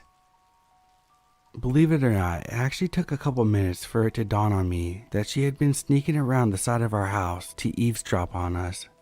Come to think about it, that's about the time I started hearing strange noises outside our window at night. Our mail situation was a bit strange at that place because there was only one mailbox for our address, which the 3 houses on the property shared. There was only one key to the mailbox, which the landlord had. The landlord and his girlfriend didn't drive anymore, so usually my neighbor lady would get the mail from the box for everyone and drop it off at the landlord's house so we could go get it from him. So one fine day, I trotted over to the landlord's to see if my check came in the mail. He said it hadn't come, and I could tell by just looking at the mail pile it wasn't there. It was a state check, so it looked kinda obvious amongst regular mail. On the way out of the landlord's house, she was coming down the stairs on her way back. So I asked her if she happened to see it, and thought that maybe she was heading back to the landlord's house, maybe because she had forgotten to give it to him. But boy did she explode on me. She started yelling at me that she had no idea what I was even talking about. I didn't understand her reaction until a couple months later. I started noticing that I wasn't receiving certain important things that I was expecting in the mail, like my new driver's license, vehicle tags for registration, and pretty important social security paperwork. So I hatched a plan and informed the landlord first. The second person I clued in was our mailman, since it was a locked mailbox. Since there was only one key to the mailbox, my theory should be easy to prove, and it was. My plan was to address the envelope as important and coming in the mail for me. I only planned to give it to our mailman at our mailbox, so it would be missing a postmark, but I hoped that she would look over that small detail. After the mailman put it into our mailbox, I just had to wait for her to bring the mail to the landlord and see if she left it with the rest of the mail like she was supposed to. Sure enough, when I went to the landlord to pick up our mail, it wasn't there. Excited to finally make her face some consequences for her crappy actions, I immediately called the postmaster to report the mail theft. But unfortunately, being the beginning of a recession back then, the post office were too far understaffed to even explore the case. I also tried calling the sheriff, but the mail theft was federal territory. I started to notice that the noises outside my window at night were happening more frequently. Not only that, but I started waking up during the night to severe stomach pains and diarrhea that were usually gone by the morning. This would happen at least twice a month while living there. Then one day I went out into the front yard to talk on my cell phone. There was zero cell service inside my house. The neighbor lady suddenly appeared on her front porch and faced me while holding her cell phone towards me. I couldn't figure out if she was just eavesdropping on my phone call or maybe filming me. But after that, she would do it every time I was home and went out to make a phone call. On top of that, it gets worse when Miss worries about everyone else's company being legit, recommended some lady friend of her daughter and her boyfriend move into the landlord above the garage apartment. Apparently, the landlord's girlfriend had suddenly moved out, leaving the apartment vacant.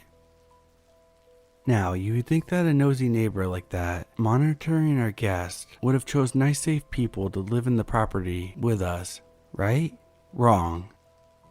That young couple definitely wreaked havoc, I'll tell you. At first, they got into the landlord's house while we were out to dinner one night. They stole what I assumed to be the landlord's cell phone from his living room, but it was actually my recently deceased mother's cell phone that I had lent to him, since the cell phone had about a year left on the contract agreement. Also, some of the last pictures of my mother and I were on that cell phone. I didn't actually find out that the cell phone was stolen until my boyfriend told me as soon as our landlord told him. I remember that I was out in my field doing some tracking for Peeping Tom, whole other story, when he came out to tell me. I immediately yanked my phone out of my pocket and called the stolen phone. A younger sounding girl answered, but hung up after hearing me ask, "Who is this?" We both left the other house right away and headed to our studio so I could confront the young couple at their apartment. My boyfriend and I quietly crept up the stairs in the garage that led up to their apartment. As I stood quietly outside the door's apartment, I texted the number of the phone that I thought they had stolen. I did this because the particular brand of phone had a certain text tone exclusive to that type of phone only, and I knew that my mom had the phone set to that one text tone. Sure enough, I heard it go off inside their apartment. I calmly knocked on their door and waited for them to answer. When the young girl answered the door, I calmly asked her about the phone. Before she could answer me though, I explained that the phone that had been stolen was my mother's and she had just recently died. I also explained that the phone had a few of the last photos of my mom and I in it. She denied even having the phone, of course. For all of you that are reading this, I just have to say I tried, people. I tried, but I lost it right then. I yelled at her, "Bullshit, I just texted it before I knocked and I heard the fucking text tone on the phone go off in your apartment." My boyfriend was standing right behind me the whole time, trying to pull me back, as it was the landlord's house after all. As all this was going on, her boyfriend happened to walk into the living room area behind her, but as soon as he saw and heard me, he took off right back out of the area. She kept on denying it, and I was just getting angrier and angrier while yelling louder and louder. Eventually, my boyfriend had to basically pull me back down the stairs. Next, I called the cops since I had proof via the phone's location on the family's share map, proving where it was, and also my online account had all their phone activity recorded on it. The cops even sneaked up the stairs to listen for my phone while I texted it and called it. As I found out from the officers that night, the couple's place was searchable because one of them being on parole and the other one on felony probation. Although they ended up searching for over an hour in the small apartment, they didn't get my phone back. I even told her to just email me the pictures from the phone of my mom and I, that she could just keep the phone and I wouldn't call the cops or do anything else to them. But no, I ended up with neither. The young couple didn't stop there though. Thanks neighbor lady, all taking pictures of my guest's license plate for security and saying that they were a risk. For their next performance, the young couple again broke into the landlord's house but stole his car keys and his car this time. Our landlord couldn't even drive himself, so that was the vehicle that we used to take him out and around. The landlord's car was gone for 4 days or so, and the cops eventually found it ditched in a nearby canyon. Since the landlord didn't have the phone, so he couldn't receive the call to inform him of the discovery of his car, they had to take it to the impound to store it, costing almost $3,000. After all that crap, I still had to live there part-time since my mom's house that I inherited had no kitchen due to renovations. During that time, the neighbor for some stupid reason let her huge German Shepherd out of its fenced area as soon as my 4-year-old son exited my car there. It was a new dog to her, so I was appalled when it came running up towards my son barking and growling. How would you know how the dog would react around strangers, let alone kids? Thankfully, I moved into my other house as soon as the renovations were done. After I moved out of that place and got away from her, my diarrhea stopped completely. The landlord even told me that she had calmed way down after I left, even though my boyfriend still lived there. Nice peaceful ending, right? Well, not the hell as far as I'm concerned. It wasn't, because one night, I got wild hair for some petty revenge. You see, there was a gate about halfway at the long, winding driveway. I had noticed that there was also a chain on the pole that the gate would close to, and it gave me an idea. I took an old combination lock that I had around the house and straight up locked her ass in the yard with a gate and the chain. Since the landlord couldn't drive himself out, I had already taken him into town to get everything he needed earlier that day. I knew that he'd be fine and well enough, plus I knew he would laugh his ass off when he heard of my little misdeed. I didn't get to see her stupid face when she realized that she couldn't leave for work the next morning, but I bet it was classic. From what I heard a little later, she reversed her car back the windy driveway to fume to her landlord after she first realized she was locked in. He said it was hilarious, by the way. Even more hilarious was the fact that it took her like 4 hours to get someone up there to cut off the lock so she could finally go to work. My life went back to normal after I moved out, thankfully. The only thing any of us could come up with was that she must have been jealous of me after the thing that her husband said about my body back when I was 16 years old. Either way though, that was definitely an experience.